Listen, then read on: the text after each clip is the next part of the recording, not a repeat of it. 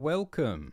Hello. G'day. This is Alt Shift X, and today we're talking about the new episode of A Night of the Seven Kingdoms, the new Game of Thrones spin-off show. This episode is called The Squire, because the first episode was about Dunk, the second episode focused on Arlen, this episode focused on Dunk's squire, Egg.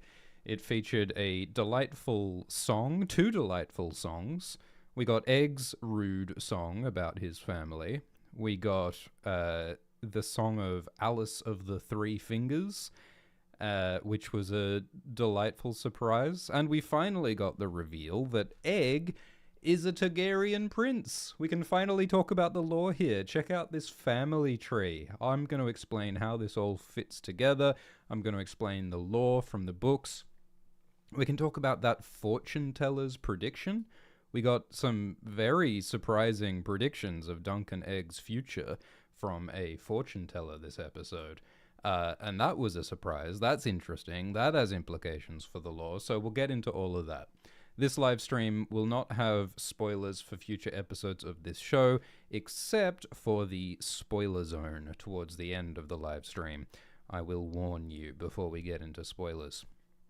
We are live streaming every week right after A Night of the Seven Kingdoms airs at about 10:40 p.m. Eastern Time Sundays.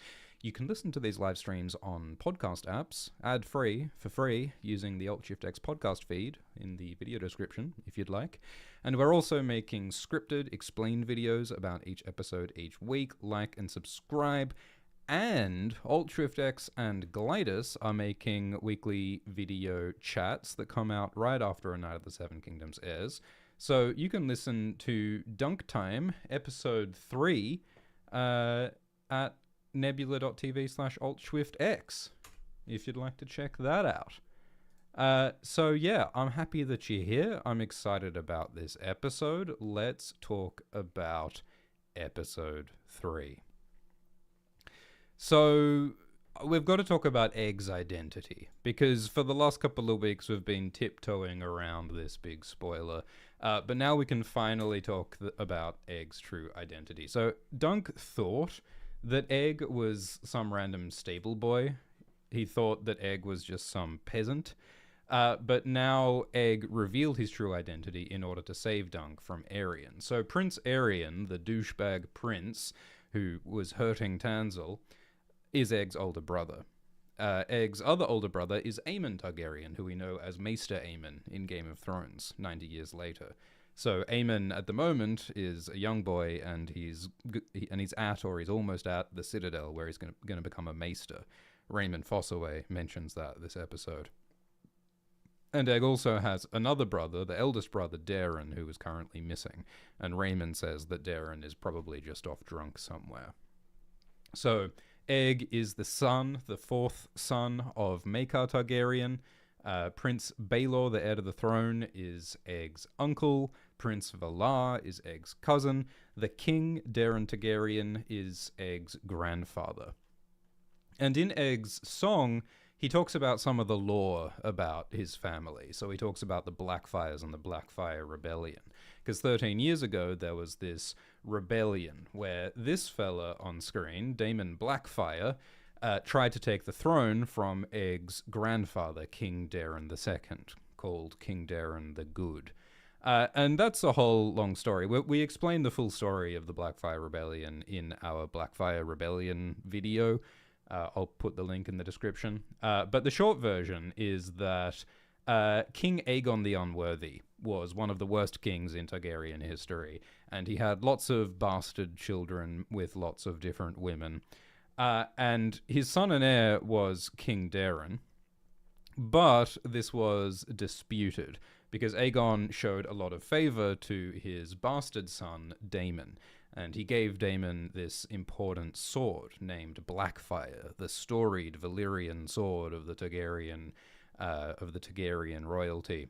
And a lot of people preferred Daemon because Daemon was cool and strong and hot, whereas Daeron is kind of a weak nerd who is interested in peace and books and listening to women.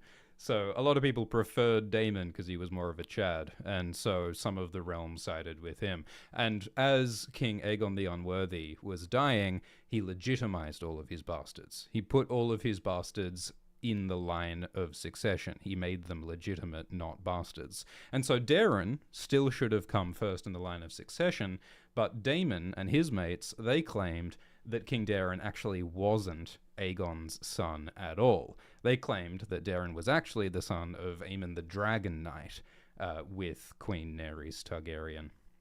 And maybe that was even true. Like, the books are not 100% clear either way on the truth of who King Daeron's parents were. So it's all a bit uncertain, but, like, a lot of it had to do with Daemon's friends and supporters, such as Aegor Rivers. Bittersteel was Daemon's younger brother, half-brother, and he was locked in a bitter rivalry with Brynden Rivers, Bloodraven, who we know as the three-eyed raven in Game of Thrones, because Bittersteel was the son of a Bracken woman with King Aegon, while Bloodraven was the son of a Blackwood woman with King Aegon, and the Brackens and Blackwoods have hated each other for hundreds of years, if not longer, if not millennia. And there's this dispute relating to the ownership of a certain set of hills, which are either called Barber's Teats or Missy's Teats, depending on whether you listen to the Brackens or the Blackwoods. This is a Brests-based land dispute, which I don't know if that says more about the Blackwoods and Brackens or about George Martin. But yeah, the whole messy situation there, which George has only really indirectly described in the Dunk and Egg books and in history books. George hasn't written like the full story of the Blackfire rebellions in detail yet. But it's really cool to get like a little allusion or a little mention of the Blackfire Rebellion in Egg's song. It was really interesting thinking about how the Blackfire Rebellions might have been mentioned in this show. Like, when it was announced, people wondered, like, will the Blackfire Rebellions be mentioned at all in this season of A Night of the Seven Kingdoms? And I think it's really cute that they decided to bring up some of that lore, not in the form of some extended exposition dump, not in a flashback, not in some animated sequence. They had a little song about the Blackfire Rebellion. And it's only at the end of the episode that we realize that this song that Egg is singing is not just about the history of this world, it's about Egg's family. Egg is singing about the war when his father and his uncle defeated his half-uncle and the Blackfires in the rebellion 13 years ago. So I think it's a cute bit of world building that connects Egg to his family and to the history, and it's also fun and it's funny. So something that you might not notice is that while Egg is singing this song, you can hear Dunk vomiting in the background. Dunk is so anxious and so nervous about the dangerous tournament that he's about to compete in, or that he thinks that he's going to compete in today, that he's puking with anxiety. And that mirrors a real thing that happened with the actor, Peter Claffey. In the media, Peter Claffey has been telling the story of one of the first times he met the showrunner and the director of this show, Ira Parker and Owen Harris, or Sarah Adina Smith. And when he was having this important meeting, Peter puked. Peter, quote, puked everywhere in the production office because I was just so nervous and so full of anxiety. So this is based on a real thing that Peter Claffey, the actor, did. Was a vomit with anxiety. So it's funny that they've put that into the show. So yeah, I think it's really fun and cool that we got some of this Blackfire lore mentioned, and it's a nice, nod to the reputation and the importance and the power of Egg's father Maekar and Egg's uncle Baelor. So Baelor is called the Hammer, and Maekar is called the Anvil for their roles in defeating Daemon Blackfire in the Blackfire Rebellion, because Baelor crushed the Blackfires against Maekar's defense with his, quote, giant, veiny host of Dornish spearmen. Because, one of the greatest accomplishments, probably the greatest accomplishment of King Daeron II is that he made a peace with Dawn. There have been a whole bunch of wars in the not too distant past between Westeros and Dawn, but Daeron finally brought Dawn into the realm and unified the continent for the first time ever, not with war and conquest, but with peace by marrying Queen Miria Martell over here. And that Dornish alliance is part of how the Targaryens were able to defeat the Blackfires.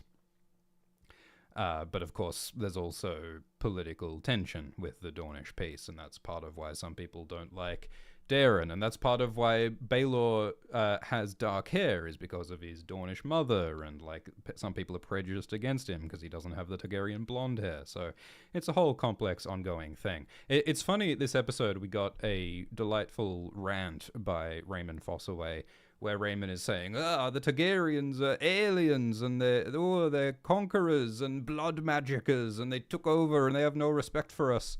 And he says that they're incestuous. Like, it's so messed up that the Targaryens are incestuous. And it's funny that he says that now in this time period, because this is probably the least incestuous that the Targaryens have ever been. I mean, you look at the Targaryen family tree in other eras. I mean, sometimes this tree is just a straight line. Like, in Daenerys's era, like, Daenerys's parents were siblings. Daenerys's parents were siblings. Like, that's like double incest combo. Like, that's mega incest squared. But you look at the Dunk and Egg time period, Daeron married a Martell. Baelor married a Dondarrion. Maekar married a Dane. So the Targaryens this is probably the least incestuous that the Targaryens have ever been at this time period. The bar is low. The bar is low. So yeah, we'll also talk about some of that Targaryen history as well. So what I'm going to do in this live stream is I'm going to talk through the script that we've got. So this is going to be similar to the scripted explained video that we're going to release later in the week. But here in this live stream, I'm going to expand on it a bit and include some extra details that won't be in the scripted video. And I'm also going to respond to some of your questions, especially any donations via the Streamlabs link in the description. That's the best way to donate. That's better than a super chat. So I'll get to some of those questions, but first I'm going to read through most of this script and give you my thoughts on the episode. So, the big thing about this episode is that it reveals Egg's identity as a Targaryen. And so Egg's name is Aegon Targaryen, and that's the same name as Aegon the Conqueror, who took over Westeros 200 years ago, and that's the same name as Aegon II, played by Tom Glencarney, who we see in House of the Dragon, which was like 80 years ago. And in the Game of Thrones TV show, Jon Snow's real name is Aegon Targaryen. In the books, there's another Aegon Targaryen called Young Griff. So there's a whole lot of Aegon Targaryens, and George R. R. Martin says that this is about reflecting real history. Like, in real English history, there were lots of King Henrys, there were lots of King Edwards. So George wanted that sort of historical authenticity by having a whole lot of Aegon Targaryens, which, is charmingly authentic to real history, but it also makes it a pain in the ass to keep track of all these different characters, for sure. But now that we know that Egg is a prince, there's a lot that makes sense about Egg in hindsight. Like, throughout the last two episodes, Egg has been really very confident and very outspoken for a random peasant stable boy. And Egg talks fancy. One of the giveaways is that Egg does not say "my lord" like a peasant. He says "my lord," which is what proper people say. And that's something that comes up in Game of Thrones. In Game of Thrones, there's a scene where Arya meets Tywin Lannister when Arya is pretending to be a commoner. But Tywin notices that Arya doesn't say "my lord." She says "my lord." So that's one of the giveaways that we should have noticed, that Egg is not a peasant. He's a noble, highborn kid. And Egg has always been suspiciously knowledgeable about the knights and lords of the realm. Like, Egg knew about Donald's father's crabbing fleet, and Egg knows about Valar not being a super skilled knight. That's something that Egg said during the jousting previously. And that makes sense because Donnell is on Egg's family's Kingsguard, and Prince Valar is Egg's cousin. Like, all these important people are part of Egg's family. They're part of his household. They are his employees and family.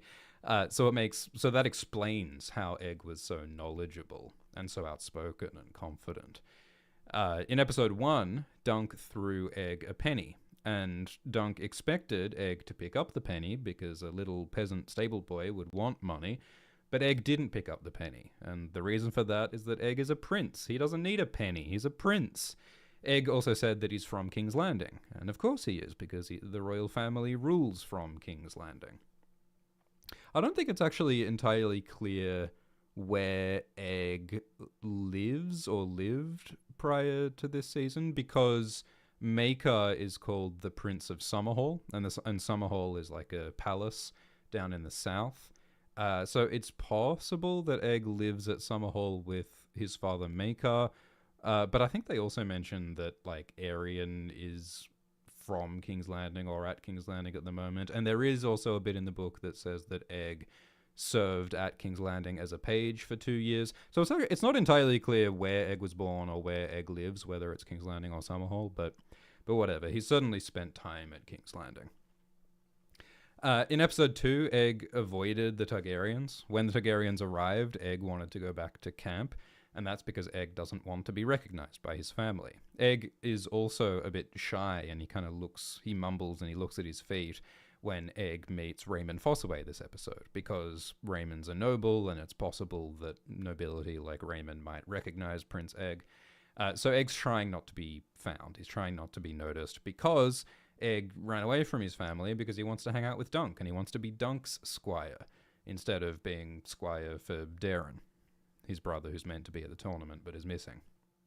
We see Egg getting excited about fire multiple times. In the previous episode, Egg was excited about Tanzel's pollen trick that she uses to make fire for the puppet performances, and Egg is excited again by fire in this episode, in this performance. And that makes sense because Targaryens love fire, and they love dragons, and they're connected to fire. There's also a bit in this episode where Dunk says that, "Oh, I'm Egg. I like fancy, lovely food like grapes." I don't like hard salt beef. And of course Egg likes fancy food, and he's used to fancy food because he's a prince, and he's not used to eating hard salt beef. So in hindsight, there were a million little hints that Egg is a prince, not a peasant. And I think Dunk the Lunk might be the only person stupid enough to have not figured it out. Dunk is not very clever, so he didn't see the hints. He didn't realize that Egg is not who he says he was. And the way that they play this revelation at the end of the episode is, in the Inside the Episode feature, the director, Sarah Adina Smith, says that, Dunk is really feeling betrayal right now. I mean, a lot is happening right now because Dunk has just attacked Prince Aerion to protect his crushed Tanzel, and it's, entirely possible that, the Targaryens might execute Dunk right now. But one of the emotions that they really focus this moment on is the feeling of betrayal. Dunk feels hurt that Egg has been fooling him and lying to him about Egg's identity all along. So on top of the fear and the shock and the adrenaline, there's also this sense of betrayal, which is really sad, because one of the other things that's going on in this episode is it's about building Dunk and Egg's relationship. It's very much about the trust and the brotherhood that is forming between Dunk and Egg. I think one of the funny little nice moments is when Egg asks Dunk, "Hey, is it weird that there's hair growing out of my balls? Is it weird that I have pubes? What's that about?" Because I think it shows that Egg feels comfortable with Dunk, and Egg trusts Dunk, and so he asks this very personal question, which shows the trust and the closeness between them. They are like brothers. And so I think this episode is very much about Egg becoming close to Dunk and deciding that Egg loves Dunk, the brother that he chose, more than he loves Aerion, who is his true blood brother, but who he hates because Aerion is terrible. So it's about Egg choosing who he really sort of wants as his family, which I think is really beautiful. So this episode starts with Egg going out to train the horse Thunder. I mean, first we have the opening shot is of Egg when he's about to sigh, but instead there's like this horse whinnying sound effect, which is very playful. There's a lot of very fun, playful, silly editing and sound design and sound effects and cinematography in this episode, which I think is really, really fun. This episode was directed by Sarah Adina Smith, and I think Smith did a very good job of putting a lot of like fun and eccentric and dramatic and characterful moments and sound design here. Like when Arian is jousting against Harding, there's like this dramatic villain waltz that plays, which is very, very fun and in your face, and like just showing how much Arian is enjoying playing the villain. He's like some kind of Disney villain. Like I think of like Hellfire.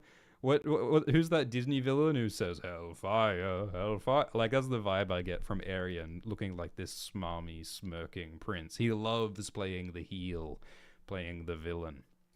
And there's also a very fun series of shots when Egg reveals his identity. There are all these cuts, these fast cuts to the reactions of the different characters, and it's very kooky and playful editing and directing in a way that we rarely see in Game of Thrones shows.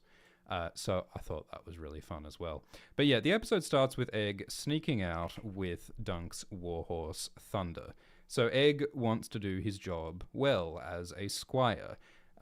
So Egg's main job is that when Dunk is jousting, Egg needs to hand Dunk his lance.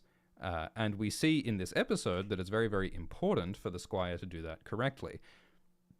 Because we see in this episode a joust where Andrew Ashford knocks this Stokeworth knight off his horse because the Stokeworth knight doesn't have his lance yet. The Stokeworth, you can see on screen, the Stokeworth is not ready for the jousting yet. He hasn't got his lance in hand yet because the squire is too slow or whatever. And so as a result of the squire not being quick enough, Ashford knocks Stokeworth off his horse and he fails. And if Dunk loses his first joust, he doesn't have the money to buy back his horse arms and armor. So Dunk is screwed. If Egg doesn't do his job right, Dunk loses everything and Dunk can't be a knight anymore. So that's why Egg is so intent on practicing and doing his job correctly. I mean, I feel like Dunk should probably have taken the time to practice with Egg. I mean, the other thing is that Dunk doesn't have much experience riding Thunder because previously Thunder was ridden by Arlen. And I don't think Dunk has ever ridden a horse in a tournament before. Like, Dunk might have practiced on Thunder before, but he hasn't got a lot of practice with Thunder. So it's kind of crazy that they haven't done more practice together, Dunk and Egg and Thunder. But anyway, there's a very adorable sequence of Egg trying to wrangle Thunder. And it shows Egg's concern for Dunk. He says, Dunk only has us, so we've got to do our best. And Egg also talks about his father. Egg talks about his father multiple times in this episode, but it's only at the end of the episode that we realize who Egg's father is, who is Prince Maker, the rude, sweary, silver-haired Targaryen prince who we met previously. And it's fun in hindsight realizing that we've seen flashes of Makar's personality in Egg. Like in the previous episode, Egg said to Dunk, you should challenge the lords and F their permission, and you should shove a lance up Longthorn's bunghole. And it's like, whoa, like Egg is really quite rude and aggressive and coarse and blunt for a little stable boy kid. But now that we know that Egg is Makar's father, we realize, oh, okay, this makes sense because Makar is very rude and blunt and a bit aggressive. And so we can see why Egg talks that way because he might have learned that from his father. But at the same time, Egg is very different from his father in some ways. So Egg says that his father, Makar, doesn't talk to horses. Makar hits horses with the crop. That's the way that Makar trains horses. But unlike Makar, Egg is more kind and compassionate and empathetic. And Egg says that horses and men, they don't want to be ordered around. They want to be treated with respect. And that also contrasts with Egg's brother, Prince Aerion, because Aerion acts all superior. Aerion treats people like they're beneath him. But Egg is respectful, and he listens, and he learns from lowborn people like Dunk. And I think that's one of the qualities that George R.R. Martin, the author, celebrates. Like, I see a lot of that in Jon Snow. Jon Snow is someone who listens to people, even people who are beneath him on the social hierarchy. John listens to Donal Noy in the book. John listens to Eamon. John listens to George. John listens to Benjen. John listens to Sam. One of the most heroic, positive qualities that people have in the world and in George Martin's writing is listening and learning and being kind and empathetic to others. And so that's a quality that we see in Egg. The horse Thunder nods, which is funny. I was kind of puzzled by the horse nodding so much, but we also saw the horse nodding at the beginning of episode 1 in the background. When Dunk is carrying Arlen's body, you can see Thunder nodding like this. So I don't know if this is like a trained behavior on the horse, or if it's just a very agreeable horse who agrees with what Egg is saying. I don't know. So it's very adorable. We get to see Egg training Thunder, and then we meet Sir Robin Raisling. And this scene and the prior scene are not in the book. Actually, most of this episode is not in the book. I guess this is, like all of the episodes so far, this one is the most different to the book, I would say. I would say that none of it, like, contradicts the book. Like, it doesn't go against the book in any way, but it does add a lot, and it expands a lot, and it has a lot of extra stuff that isn't in the book. And this is one of those scenes. So Robin Raisling is briefly mentioned in the book as, he's this knight who's really brave, and he's only got one eye, but he jousts bravely anyway. And there's also like one sentence that says that Sir Robin Raisling prays. And I think it's really interesting how this TV show has taken that tiny little scrap of information that we have about Robin in the book and expanded that into a much larger, more memorable, more expressive character. So in the show, Robin Raisling is not just a brave knight who prays. He is a religious zealot who is said to be the maddest knight in the Seven Kingdoms. And we get this gross-out flashback of Robin losing an eye in a joust, and we see his eyeball hanging out. It's like a flashback to a prior tournament.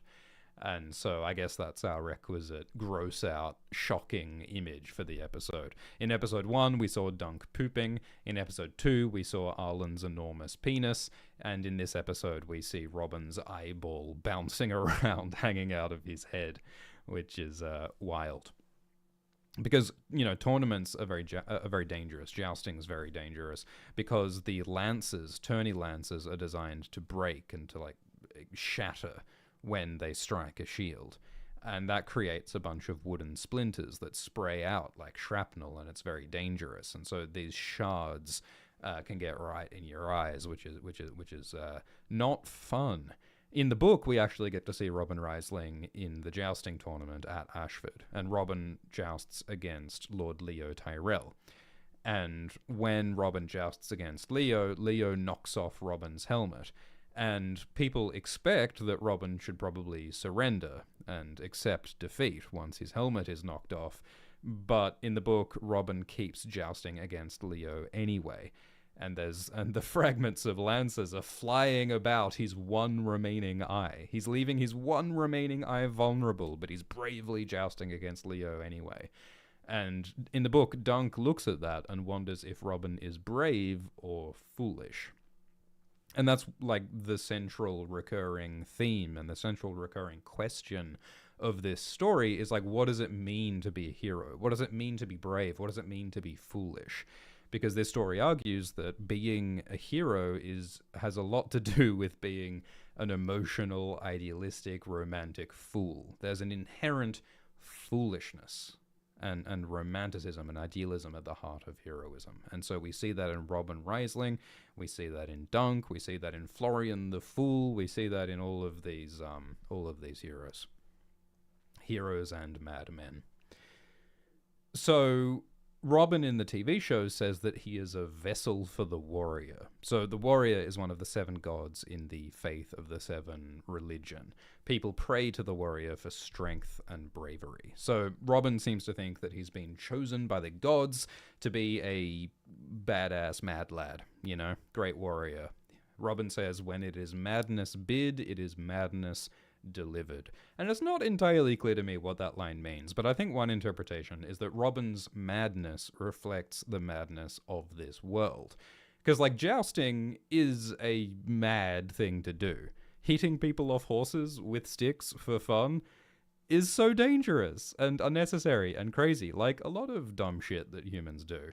It takes a crazy man to do this crazy sport in this crazy world. So Robin delivers madness. That's my interpretation of what that line means. When Robin talks about himself, he doesn't say I, he says we. He says we'll be fair. We are a vessel. Maybe we refers to Robin and the god, the warrior, like the god is within him, is part of him. Or maybe it's like a split personality thing.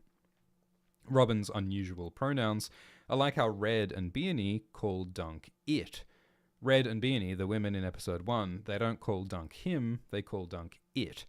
It's a bit like how Syrio Farrell and Jack and Hagar refer to Arya as a girl, and they refer to themselves as a man. That's like an Eastern Free Cities affectation.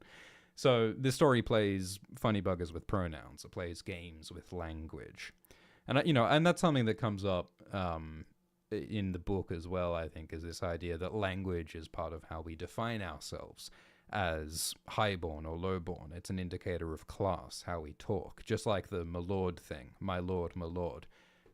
Language is part of what determines our identity. So that's part of what's going on here.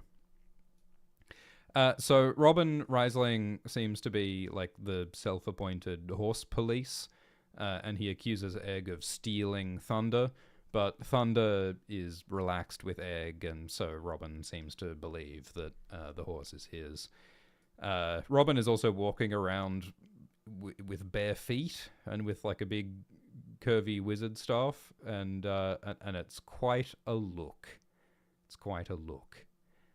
So then Egg returns to camp, back to Dunk, and Dunk is a bit angry that Egg has run off with the horse without his permission. I mean, it's a bit like taking someone's car without their permission. Like, the Warhorse Thunder is the most valuable thing that Dunk owns. It's a very important possession. It's Dunk's only, like, really super valuable possession. So it is pretty bold of Egg to go and, take the Lambo for a joyride without Dunk's permission. And Dunk, so he's a bit stern. I think that Dunk is harsh with Egg here because Dunk is nervous, because Dunk thinks that he's going to joust in the tournament today. Dunk is so nervous that he pukes later. So I think that Dunk is, taking out his anxiety on Egg a little bit by being harsh and saying, "Oh, I'm gonna punch you if you don't do as you're told." But as soon as Dunk says that, as soon as Dunk is mean to Egg, Dunk immediately sort of looks like he regrets it. I think it's a lovely performance by Peter Claffey here, where he's very clearly like regretting being mean, and he's more sympathetic and kind. And so he then says, okay, like, actually, let's do something together. I'll teach you how to stitch. So, in the same way that Egg is a kind, empathetic person and chooses to be kind and empathetic to Thunder and to people, Dunk is a kind, empathetic person and chooses to be nice to Egg instead of being harsh and hitting Egg. And so we get this little moment of Dunk teaching Egg how to stitch. Because, often Egg knows things that Dunk doesn't know. Because Egg is a prince, Egg is educated, Egg knows a lot that Dunk doesn't know. Like, for example, Egg knows that this first day of the tournament is only for noble or famous knights. And so he has to tell Dunk that, no, you're actually not jousting today. That's something that Egg knows that Dunk doesn't know. But Dunk knows how to stitch. Dunk knows, practical, basic things, and so he teaches that to Egg. So because Dunk and Egg come from different worlds, Egg's a prince, Dunk is a humble hedge knight, they have very different life experiences, they have very different skill sets, and so they've got a lot to learn from each other. And it's their ability to be kind and empathetic and their ability to listen that makes that bond so important and makes them such a great team, which is lovely. The director, Sarah Adina Smith, in the Inside the Episode, was talking about how this is about Egg learning that, doing manual work can be, a rewarding and worthwhile thing to do. Because as a prince, Egg might have never stitched before. He might have never, repaired things. He might have never brushed down a horse before. Like this is everyday stuff for Dunk, but for Egg it's new and it's different, and he's finding it to be a worthwhile way of life.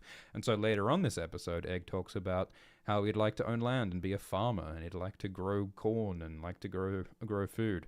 Shout out to YouTuber Glidus and Glidus's recent video about corn. There is corn in my world, says George. So it's nice to see Egg the Prince experiencing that more like everyday, everyman experience. In the books, Varys secretly supports a character called Young Griff.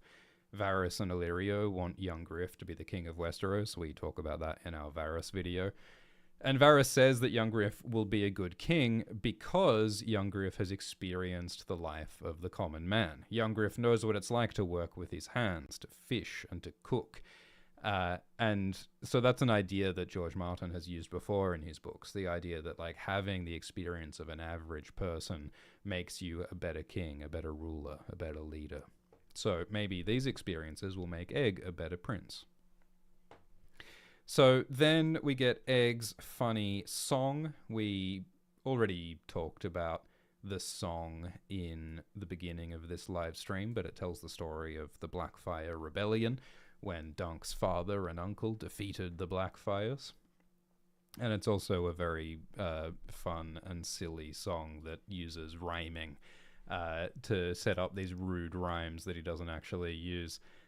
Thanks for the donation from Annie Shy, who says that Egg is singing a medieval version of the Assumption song by Oni Plays. I think Glidus and AltShiftX talked about Oni's Assumption song in this week's Dunk Time at nebula.tv/AltShiftX. Oni was one of those Newgrounds animators from back in the day, and the Assumption song does that same gimmick where it sets up a rhyme to say a rude word, but then actually says something different, which is quite fun. Oh yeah, and is Oni Irish? Because this show is filmed in Northern Ireland, and Claffy is Irish. Anyway, so Egg sings his cute song, and we talked about the involvement of Bittersteel and Bloodraven earlier in this stream. You can hear Dunk puking in the background with anxiety. And Egg tells Dunk that he can't joust today. It's funny how like Dunk is like, oh, we'll pick up my armor, we'll pick up my shield on the way to the tournament. I wonder if Dunk wants to be wearing his armor when he goes and picks up his shield from Tanzil. Maybe he wants to impress Tanzil by looking cool in his armor. But when Dunk finds out that he can't joust today because it's only for the noble and famous knights, he instead goes to get some breakfast, and he buys some goose eggs from this merchant. It's very cute how Dunk keeps telling this merchant, no, like, I don't want a goose, I don't want to buy goose meat, I want to buy goose eggs, so don't kill the goose. Dunk is like quite protective of this goose. I think Dunk is a born protector. He's a born defender. Dunk protects this goose in the same way that Dunk protects Tanzil at the end of this episode. But Dunk also makes a fool of himself by trying to communicate that he wants goose eggs just as Tanzil is turning up. It's classic like rom-com type moments here. And this isn't in the book. It is kind of cool to see a language issue coming up. Like, like language misunderstandings don't happen much in Game of Thrones. Like, if this was a more realistic story, then there would probably be lots of different languages in Westeros and Essos. Because, these are big continents and the real world has lots of different languages. But like a lot of fantasy authors, George Martin chooses to simplify things by having just like one major common language in Westeros called the Common Tongue. There is also the Old Tongue in the north, which is spoken by some wildlings and giants and things. And there is mention of Eastern languages as well, like Daenerys has to learn Dothraki. But usually George Martin chooses to avoid the language issue. I wonder if this merchant might be from Tyrosh, because the merchant has blue hair, and like brightly dyed hair is common in Tyrosh. Because they have dyes and things in Tyrosh, like Tyrian purple. So Dunk is trying to win in the tournament, but he's also trying to impress his crush, Tanzil. In the book, it talks about how Dunk wants to buy a horn of ale and have a drink with Tanzel. So he's trying to score a date with Tanzel at the same time that he's trying to win a joust to improve his career status. Those are the stakes of this story at the moment, but I think the stakes are very much raised at the end of the episode when Dunk attacks Aryan. Like, up until now, these first 3 episodes, they've been quite relaxed. They've been quite comfy. They've been just, Dunk and Egg hanging out at the tournament. But now that Dunk has attacked Aryan, there's a very real possibility that Dunk might be killed by the Targaryens. And so I think it'll be interesting to see how this show changes and how the feel of this show changes now that the stakes have been raised, now that Dunk has made an enemy of Prince Aryan. So we get a nice little breakfast montage. George Martin loves his food. There are many food descriptions in these books, and so it's nice to get a little food moment in this show. We get to see Egg cracking an egg, which is ironic. We also see a sandwich. Sandwiches exist in Westeros, confirmed. And then we see a joust between Sir Humphrey Harding and Sir Humphrey Beesbury. So Harding is with the red and white diamonds. Beesbury is with the yellow and black stripes. Buzz, buzz. And in the book, this is like an epic contest between the two Humphreys, Humphrey Harding and Humphrey Beesbury. They ride against each other 14 times. Is it 14 times or 12 times? They ride against each other 12 times in the books. A, quote, epic struggle called the Battle of Humphrey. This is a big deal in the book, but that we just see one tilt in the show. And yeah, we do also see this joust where Andrew Ashford defeats a Stokeworth knight when the Stokeworth knight isn't even ready because he hasn't got his lance yet. I don't know if it's honorable. I don't know if it's sporting to defeat a knight when he's not even ready, but that's what Andrew Ashford does. I wonder if that's the same Stokeworth knight who Arlen defeated years ago. In the previous episode, it was mentioned that Arlen once defeated a Stokeworth. Maybe it's the same one. Maybe this Stokeworth is just a dunce who always loses whenever he jousts. In the book, we see more jousting. We see Sir Tybalt Lannister defeating Sir John Penrose. John Penrose knocks Tybalt off his horse, and Tybalt's sword breaks. But instead of surrendering, Tybalt Lannister keeps fighting on foot, and Tybalt Lannister defeats John Penrose using just his shield. The Lannister beats Penrose up using just his shield, which is a notably badass fight in this tournament. And so we get lots of banter between Dunk and Egg. They sort of make fun of each other, and there's all this good-natured little ribbing, and Egg makes fun of Dunk for having a crush on Tanzel, and this sort of teasing and this banter that they do of each other is a lovely little way of showing their relationship and their friendship becoming closer. Dunk makes fun of Egg for not liking ale. Egg says that ale is disgusting. In the book, Dunk buys half a horn of ale for Egg. A little taste of alcohol. Actually, I wonder if part of why Egg doesn't like alcohol is because Egg's brother Darren is notoriously a drunkard. Egg's brother Darren is alcoholic, and I wonder if Egg has seen his brother Darren getting drunk and getting self-destructive and getting all, it's a downer. Like he's not the fun kind of drunk. He's the sad alcoholic kind of drunk, and I wonder if Egg has seen that in his brother Darren, and so he's chosen not to use alcohol because of that. Maybe that's what's going on there. Maybe that's part of why Egg doesn't like alcohol. Of course, many children don't, and shouldn't. Alt Shift X does not approve of childhood drinking. So there's lots of banter between Dunk and Egg, and, again, I think this is about, Egg choosing Dunk as the brother that he wants, the brother that he always wanted, whereas his actual brother Aryan is horrible. And so Egg ultimately rejects his brother Aryan to side with his chosen brother Dunk. And I think that's kind of the story and the subtext of this episode. So Dunk and Egg hang out and they sit on a hill, and Egg says that he'd quite like to live like this. And he fantasizes about becoming a war hero, and he fantasizes about owning a farm and living a humble life as a farmer. And Dunk is like, yeah, that would be really nice. And it's fun because Egg is a prince, and for a prince, it'd be a real, like, step down in social status. It'd be a real step down in power for Prince Egg to become a farmer. But Egg wants a more humble life. Whereas for Dunk, it would be a step up to own land and to farm. Owning land would be a step up from his humble, lowly job as a penniless hedge knight. And so I think it's really interesting how like, rich, highborn Egg wants a humbler life, whereas lowborn Dunk wants a higher, better life. And it's like, okay, like, maybe the good life is somewhere in between. Maybe being at the top of the social hierarchy and being at the bottom of the social hierarchy is both bad. Maybe you want to be somewhere in the middle. Or maybe it's like a grass is always greener situation. I mean, they're literally sitting on a field of green grass right now. You know, the saying is that whatever you've got, you always want something else. We humans are never completely content. Maybe Dunk and Egg will never be fully content no matter where they are on the social hierarchy. Maybe it's the human condition to always want something different to what we have. But in any case, it's cute how they fantasize about farming. And it is interesting that that Egg talks about being a war hero. We will talk at the end of this live stream in the spoiler zone about whether that might come true. So Egg is really anxious to be Dunk's squire. Egg asks, can you keep me as your squire?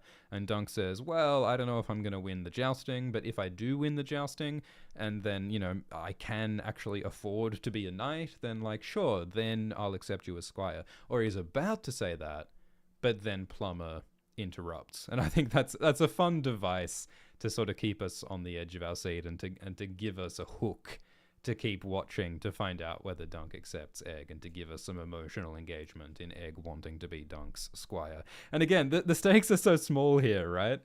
Like, the stakes for most of this episode are, will Dunk get to go on a date with Tanzel? Will Dunk be able to make a little bit of money today? Will this little boy get to become the squire to this penniless knight? Like, that's the stakes until Dunk hits Aryan.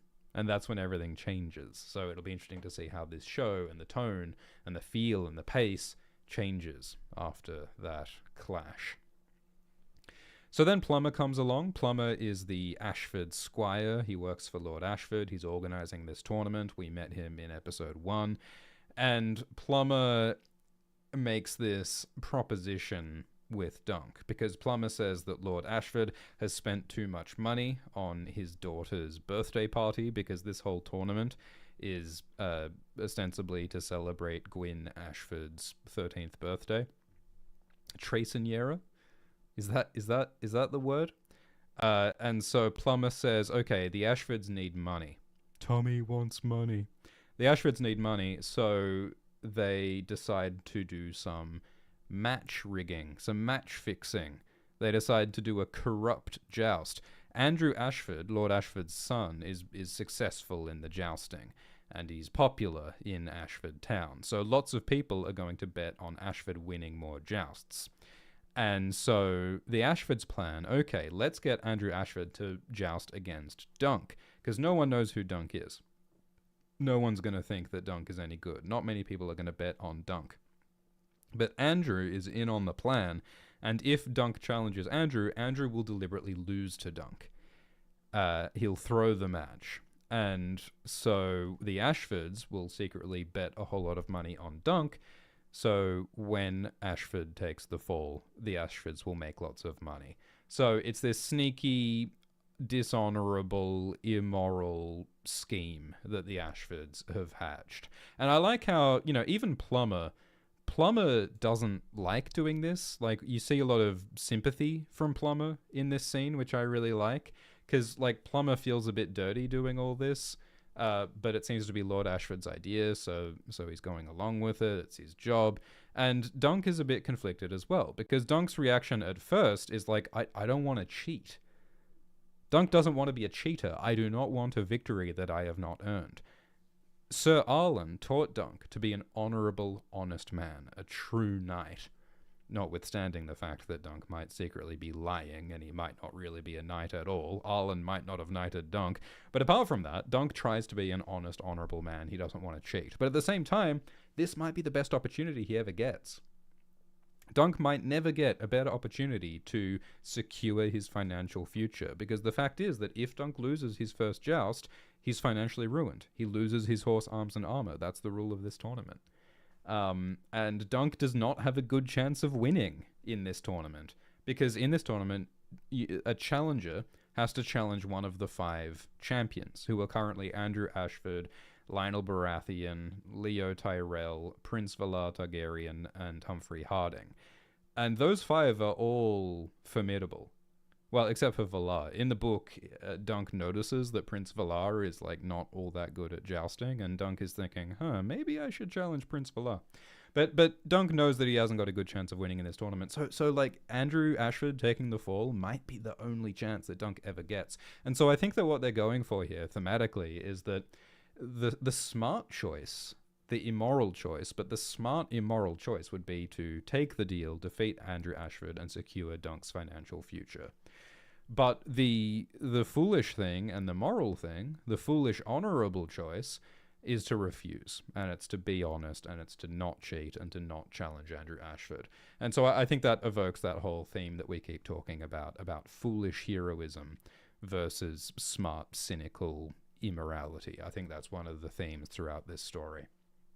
And I think it's also interesting how they explore the idea of pride, because, you know, Dunk is proud when he says, no, I'm not going to like lower myself or besmirch myself by cheating. And he also corrects Plumber on what kind of tree he sleeps beneath.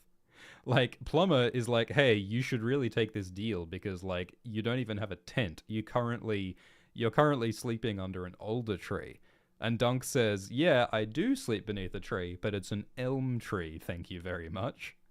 Like, Dunk is proud of his humble status as a hedge knight beneath a tree. He's proud of his humility, which I think is a really interesting paradox. The pride in humility. Dunk doesn't have much, but he's proud of who he is. He puts his humble elm tree on his shield. It's his identity. It's similar to how Tyrion takes pride in his identity as an imp, how Jon Snow takes pride in his identity as a bastard, in how Cersei takes pride in being a wine mum. We all take pride in our screwy little identities, and that's something that George Martin does over and over. And so throughout this episode, Dunk is continuing to think, should I be honest or should I challenge Andrew Ashford? Because later in the scene with Raymond, Dunk says, I think I might challenge Andrew Ashford. I thought it was interesting in the trailer for this episode, the official teaser trailer for this episode that was released by HBO. The line was different. In the trailer, Dunk says, I think Aerion might be an equal match. And but it's different to the line in this episode, which is Dunk saying that Andrew Ashford might be a match. They changed it. I don't know why. Also, where is the behind-the-scenes episode for last week? For episode 1, they released a behind-the-scenes featurette called A Night in the Making, episode 1, but they have not released the second episode, A Night in the Making episode 2. Have they released A Night in the Making episode 3 yet? What's going on, HBO? What's going on? Anyway. So there's this whole interesting subplot with the Ashfords asking Dunk to participate in immoral match rigging, and none of that is in the book. In the book, Andrew Ashford is not a champion anymore at this point. In the book, Andrew Ashford has already been defeated by Tybalt Lannister, so this whole subplot is added, and I think it's added to deepen the themes around honor and morality, and pride and humility. So, then we get some more jousting. A new challenger has appeared, like in Smash Brothers, and it's Aerion Targaryen, named Bright Flame. So let's pull up the family tree, shall we? So Aerion is the brother of Egg, and the second son of Maekar, and the grandson of the king, Daeron Targaryen. So, you know, Aerion is a prince of the realm, and as soon as he rides onto the field, his uncle Baelor is like, shit, here we go. Like, Baelor looks a bit worried. He fidgets with his fingers like Alicent in House of the Dragon. Baelor is a bit worried that Prince Arian might do some stupid shit, because it's well known that Arian is a cruel, dangerous asshole, especially when his father, Prince Maekar, isn't here. So there's an empty chair here representing Prince Maekar, because Prince Maekar is currently off looking for his missing sons, Darren and Egg. And so this is the kind of situation where Arian might act out, and so everyone's a bit worried. Because the reason why the Targaryens are here at this rinky-dink tournament is to try and assert their power. The showrunner, Ira Parker, says that the Targaryens are a bit insecure because they don't have dragons anymore. They're a bit politically weaker. There was the Blackfire Rebellion 13 years ago. It's a bit of a scary time for the Targaryen regime, so they're trying to assert themselves at Ashford. And it's not going to help the Targaryen, diplomatic mission if Aerion comes and does some dumb shit, which he does do. So that's unfortunate. I mean, I guess that's two different models of Targaryen power at display here, because Baelor is like his father, King Daeron. He's more diplomatic, he's more peaceful, whereas Aerion is a more aggressive kind of prince who wants to use force and violence to assert his power, like Prince Joffrey, like Maegor the Cruel, like many, many kings and princes. He thinks that force is the only kind of power. Aerion is a lot like Joffrey in a lot of ways. So Prince Aerion rides on in, and his drip is immaculate. His horse has a helmet shaped like a dragon skull, and I think that's incredible. I think the proper term is chanfron. I think that's the proper term for the armor that a horse wears on its face. But I'm going to call it a horse hat. And it looks like a dragon skull. It looks like the skull of Balerion that we see in House of the Dragon. And Aerion has this sort of skull-like helmet with these cool red flames on it. I think his armor looks very cool. It's all spiky. I think Aerion looks great. However, he does look different to how he's described in the book, which is a bit more colorful. Aerion calls himself Bright Flame. He wears bright and fiery colors in the book. In the show, he's a bit more dark and spiky and sinister, like he just rode out a Minas Morgul. You know what I mean? His shield in the show has a sort of yellowy, orangey, shiny Targaryen dragon on it, which is something, I guess, but it's not as colorful as what's described in the book, which is a dragon with 3 different colored heads and with gilded, shiny flame. So Aerion salutes Baelor, as is the custom, and Aerion chooses which of the 5 champions to challenge, and at first it looks like he's going to challenge Valar. So in the book, Dunk notices that not many skilled knights are challenging Valar. The few knights who do challenge Valar are mostly not very skilled, and they're old and weak, and Valar defeats them easily. But none of the really formidable opponents choose Valar, and so Dunk wonders, maybe people are scared to challenge the prince. They don't want to defeat, or they don't want to go up against someone so important, because Valar is second in line to the throne. And so Dunk thinks, maybe people don't want to piss off the royal family by jousting against the prince. So maybe that's what's going on here.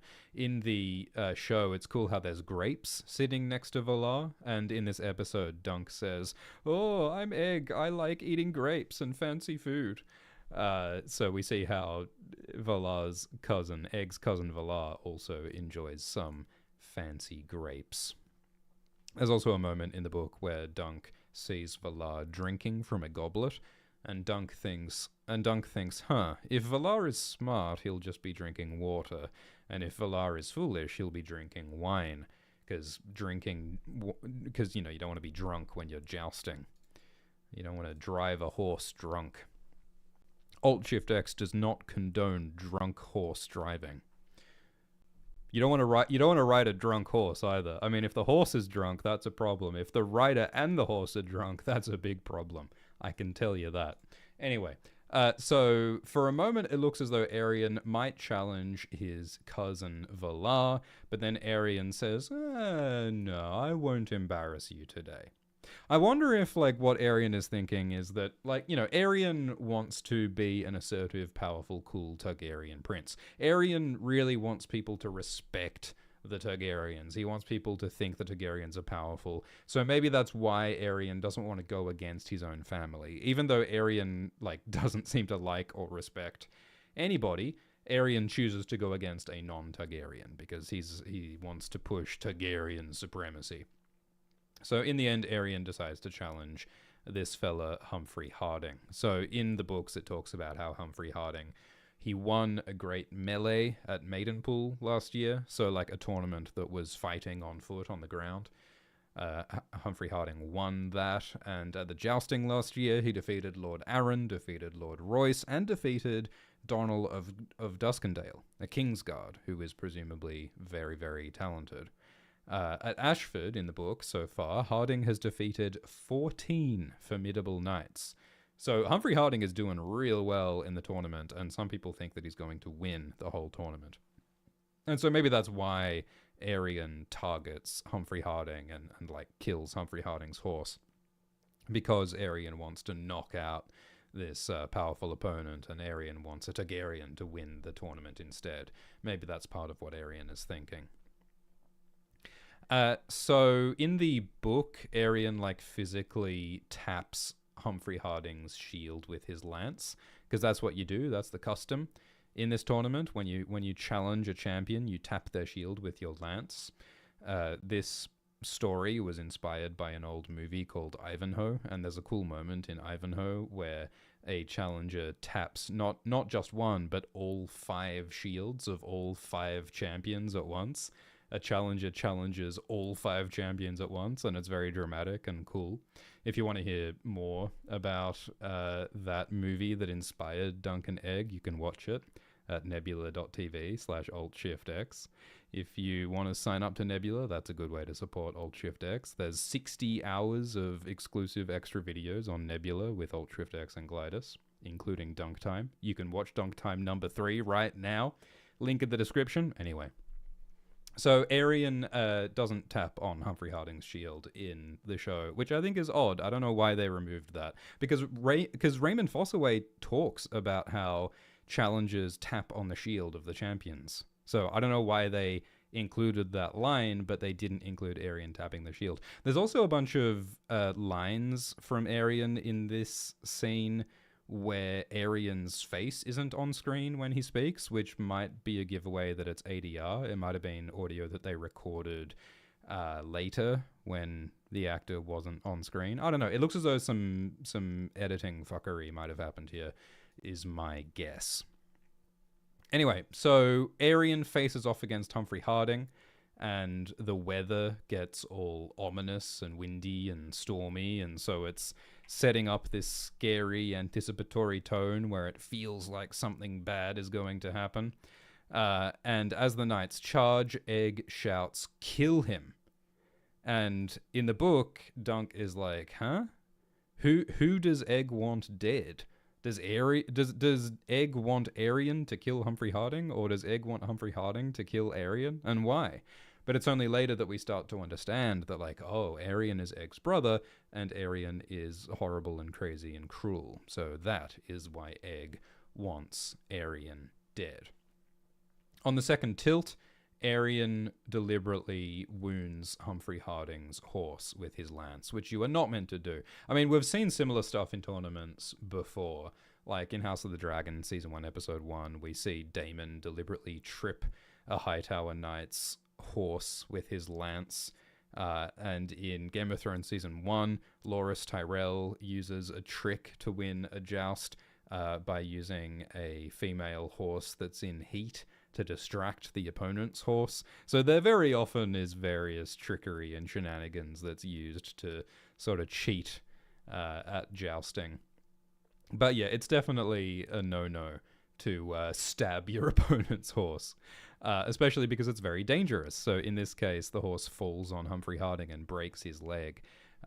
So Arian successfully has taken out his biggest rival in the jousting tournament.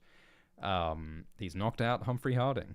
I mean, maybe in a funny way this helps Valar. Like, this is just me speculating, but I wonder if on some level Arian wants a Targaryen to win the tournament, and so Aerion deliberately knocks out Humphrey Harding, even knowing that that might get himself disqualified, just so a Targaryen can win. I mean, here's a theory. Maybe Prince Valar asked Aerion to stab Humphrey Harding's horse to knock out Humphrey Harding to help Valar. Maybe this was all Valar's idea.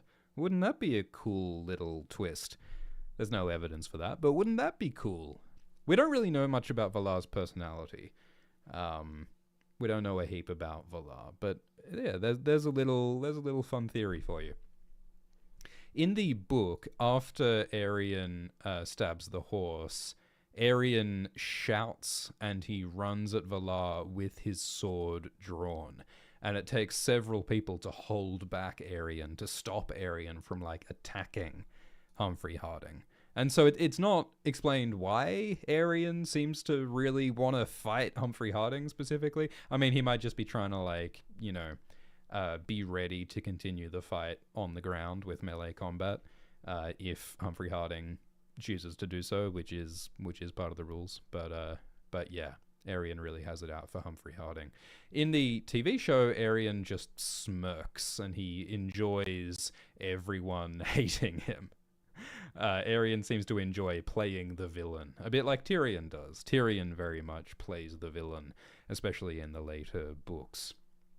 In the show, the common people run at Aerion, and it looks like they want to attack him, and the Kingsguard have to come out to protect Aerion, and that doesn't happen in the book. So the show has more of a sense of political insecurity. I mean, it looks like almost a riot is about to happen, which is a scary moment. I mean, it's like in Game of Thrones when we see the common folk riot against Joffrey in Game of Thrones. They also throw things like how they throw things here in the show. So there's a lot of parallels between Aerion and Joffrey, for sure. I mean, Joffrey and Aerion are both meant to have long, beautiful blonde hair in the books, but both Joffrey and Aerion have short hair in the TV shows. I don't know what these shows have against beautiful, magnificent blonde hair, but yeah, they keep giving shorter hair. I mean, Valar Targaryen as well. I mean, I'm still mad that Valar Targaryen has short hair in this show, because at least in fan art, Valar's hair is magnificent. I don't think that the book actually says how long Valar's hair is, but this fan art by Evan Mel Amundsen, look how gorgeous the hair is, and like the blonde stripe.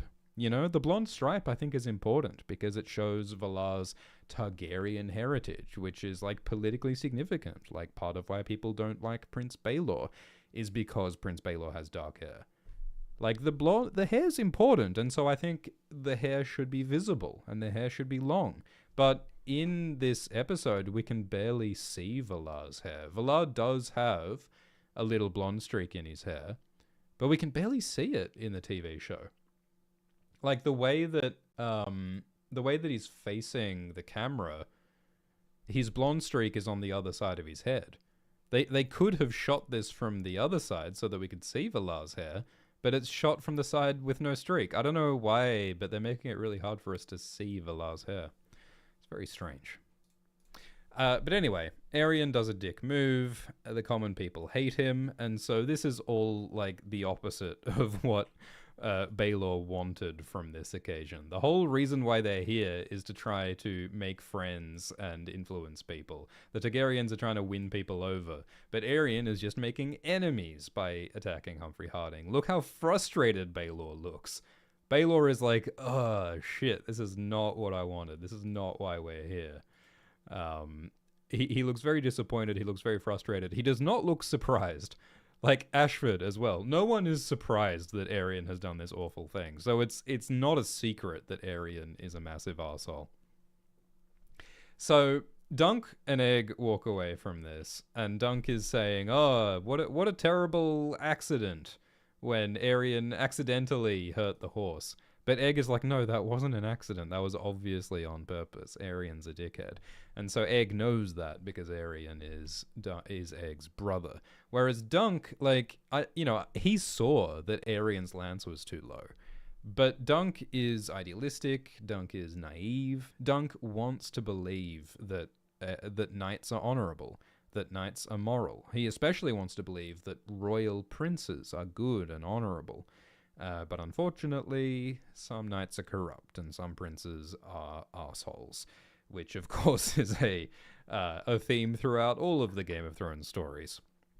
George Martin is always interested in questioning and complicating these romantic images and archetypes that we have of good, noble, royal princes.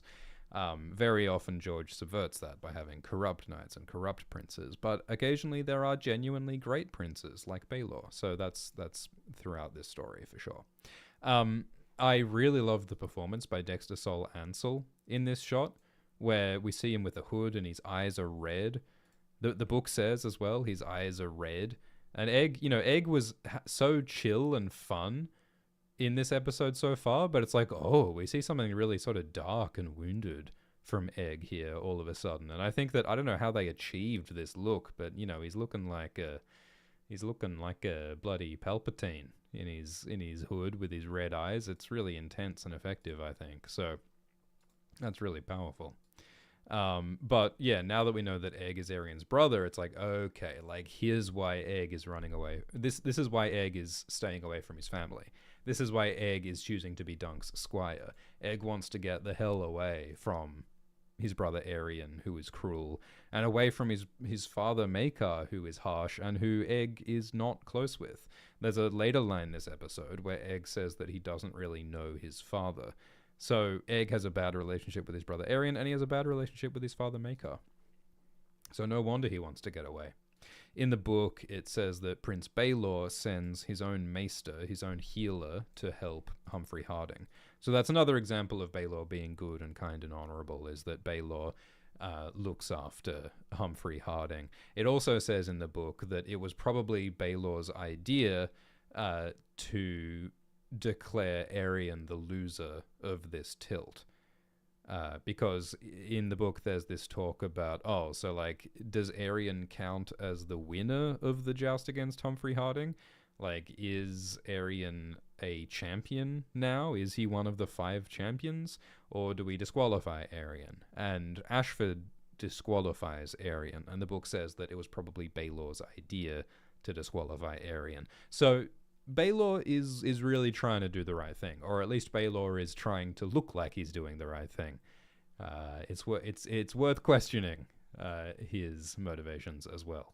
Anyway, we get a song about a lady who sticks her hand up people's bums. We get a song from Lionel Baratheon and Manfred Dondarrion singing about Alice of the Three Fingers. So Alice is a girl who lost some fingers while she was tending her flock. So I don't know if like a sheep bit off some of Alice's fingers or what. But Alice has 3 fingers, and for money, she sticks not only her fingers, but her whole hand up inside people's bums for sexual pleasure. And it's one of the most ridiculous things we've ever seen on a Game of Thrones TV show. And somehow Egg gets very philosophical about this bawdy, raunchy song. Egg says that, I think that this song is about honor, and it's about doing the right thing, and it's about always doing your best, because, Alice was disadvantaged by missing fingers, but she gives it her all. She gives the whole arm bone. She delivers more than what is asked for, and she does her best, and she's tenacious, and even if the story is not literally true, even if Alice wasn't her true name, the name is not important. What's important is the legacy, what's important is the values and the story, and that's why Alice is a heroic figure to Egg. And it's all quite ridiculous, but it does evoke the thematic heart of this story, which is about how, it doesn't matter if Dunk's name is Dunk, also Duncan the Tall. It doesn't really matter if Dunk was truly knighted or not. Because what makes a hero is not a knighting ceremony. What makes a hero is not a sir before your name.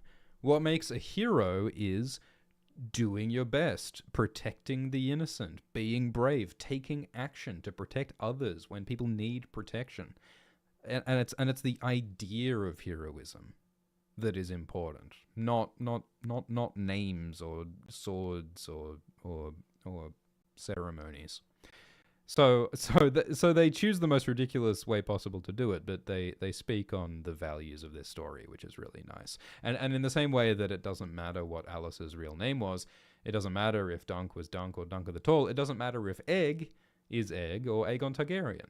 What is in a name? Not much. What matters is your values and your legacy. And, you can also apply that to myths like Florian the Fool or Serwyn of the Mirror Shield. We don't know if Florian the Fool or Serwyn of the Mirror Shield ever lived. We don't know if they were their real names, but the legacy and the ideal continues to inspire people, just like the legacy of Alice, the three-fingered girl who sticks her hand inside people's bums. George Martin, everybody. Well, I mean, this isn't in the book, so I suppose this might have been written by Ira Parker or the rest of the writing team. So then Dunk and Egg talk about their fathers, and so that's where Egg says he doesn't know his father, Maekar, which is really sad in hindsight. Because, Dunk thinks that Egg is an orphan. Dunk assumes that Egg's parents are dead, little knowing that Egg's father, Prince Maekar, is very much alive, but is an asshole. And Dunk thinks that his father was a criminal, and he probably saw his father get hanged. Dunk mentions a pot shop in Flea Bottom, which is the slums of King's Landing. So, Davos Seaworth and Gendry are both from Flea Bottom in the main Game of Thrones show.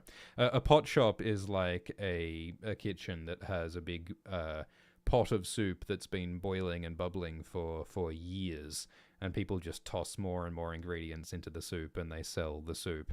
And you don't ask what's in the soup, because there's suspicious meat in that soup that may or may not be rat. And so one of the ways Dunk used to make money when he was a kid is that he caught pigeons, and he sold pigeons and rats to the pot shop, who would put them in their soup.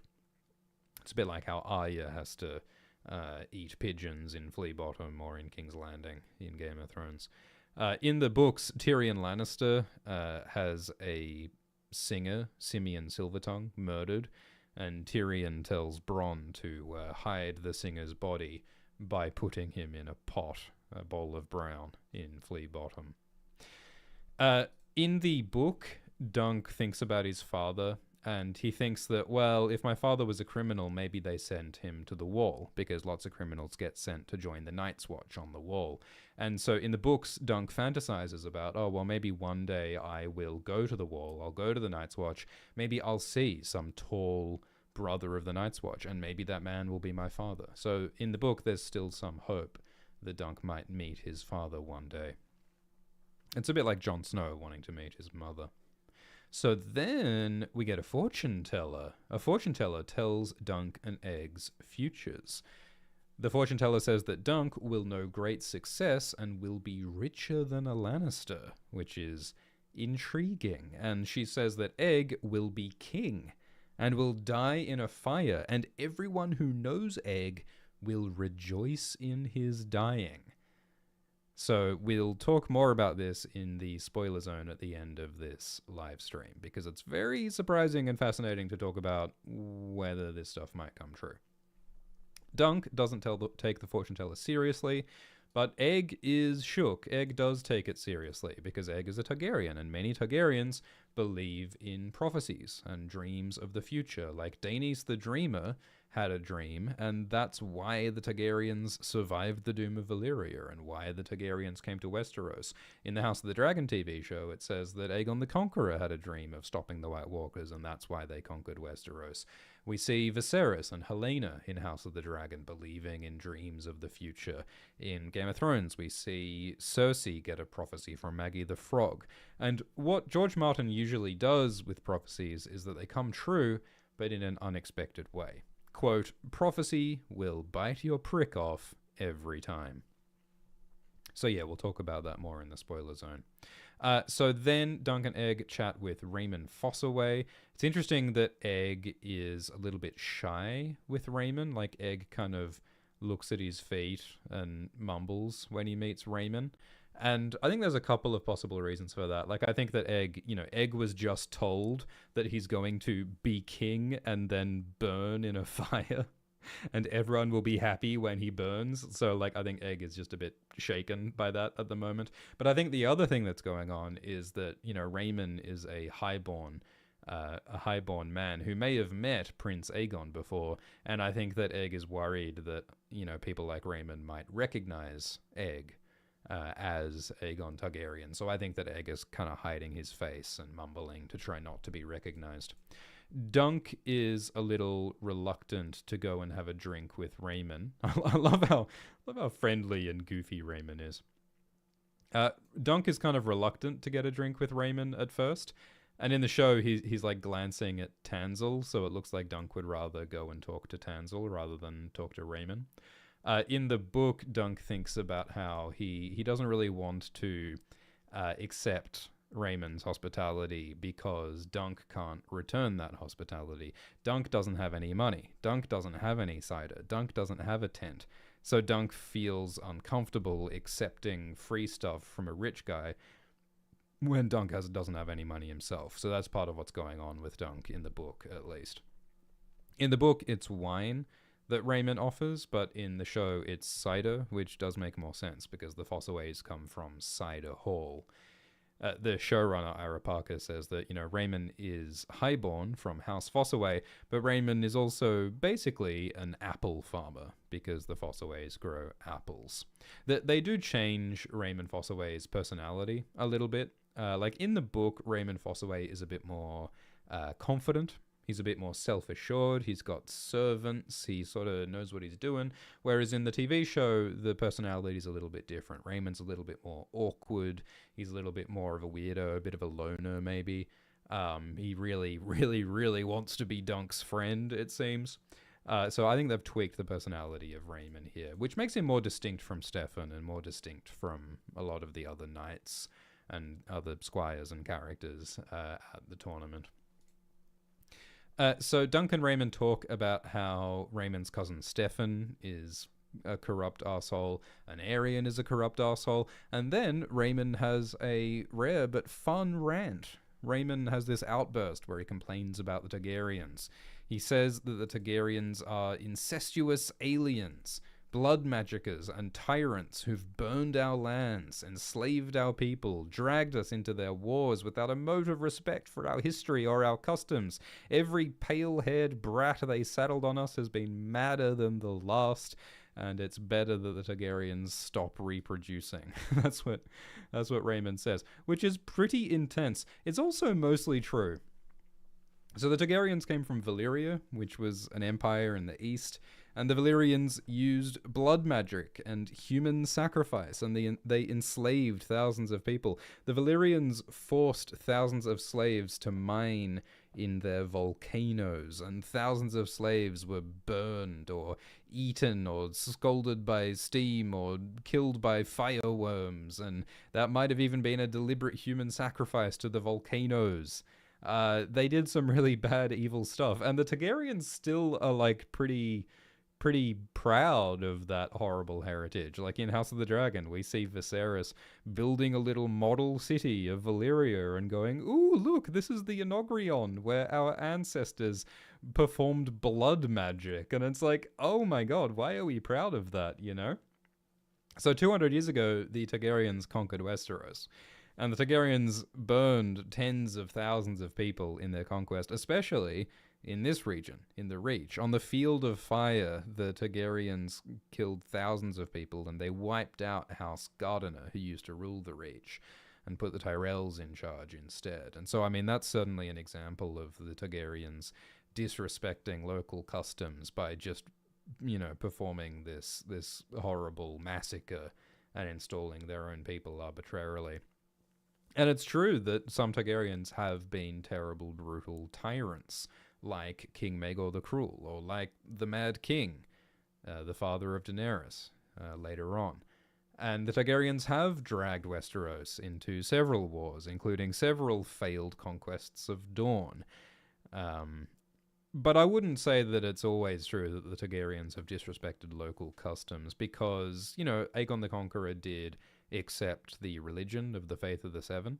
And, Jaehaerys was a pretty good ruler who, tried to... Well, I guess Jaehaerys disrespected the awful northern custom of the right of first night. Probably a good thing to have disrespected that particular custom. But I would say that there's a more complicated history in terms of the Targaryens, because the Targaryens sometimes have been accepting and thoughtful and making compromises with Westerosi culture, but they are fundamentally still a foreign culture, and they keep themselves as a sort of a foreign, separate culture. They're proud of their uniquely Valyrian customs, such as cremation. The Valyrians burn their dead, while many other people bury their dead, or bury their dead at sea. So it is interesting that, this rhetoric, this, partly xenophobic rhetoric of, the Targaryens are foreign, they're aliens, is used against the Targaryens. And I mean, the Targaryens are aliens in that they are foreign, like alien meaning foreign, but they're also alien in the sense that the Targaryens might literally have, hybridized themselves with dragons. There is lore in the books about the ancient Valyrians creating half human, half animal creatures. It's speculated that they might have created dragons by hybridizing wyverns with fireworms. There is all this crazy Island of Dr. Moreau type shiz going on in Gorgossos and various places. So my point is that it's actually possible that the Targaryens have dragon DNA. Targaryens are not 100% human. They might actually have some dragon DNA, the blood of the dragon, literally. So I guess they're alien in that sense as well. Targaryens are maybe not entirely human, which is an interesting theory. But none of this is in the book, but I think it makes sense, and it's interesting that we see these characters hating the Targaryens. Lionel Baratheon is acting a lightly treasonous as well, and I think that is a nice setup for what happens some 70 years from now, when Robert Baratheon and half the realm rebels against the Targaryens and overthrows the Targaryen dynasty and installs Robert Baratheon as king instead. And yeah, we talked about the incest thing as well. It's interesting that the Targaryens are actually probably less incestuous than they've ever been right now, because currently the king is married to a Martell, and Baelor is married to a Dondarrion, and Maekar's married to a Dane. So they're a bit less incestuous at the moment than usual. So they've got that going for them. In the book, Raymond is a little more positive about the Targaryens. In the book, Raymond says, "Oh, poor Maekar. Poor Maekar.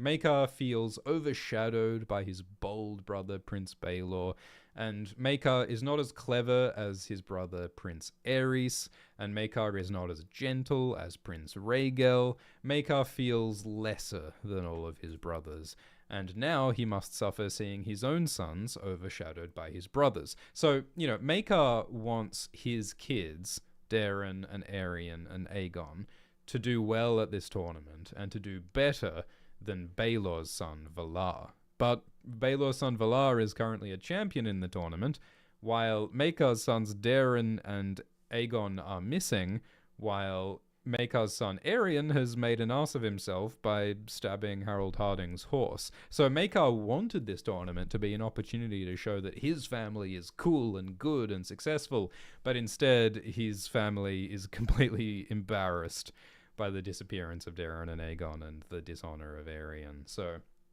Maekar's having a bad week, and Raymond says that he looks like someone's pissed in his swan pie. Raymond says there's a rumor going around that Prince Daeron and Prince Aeg are dead.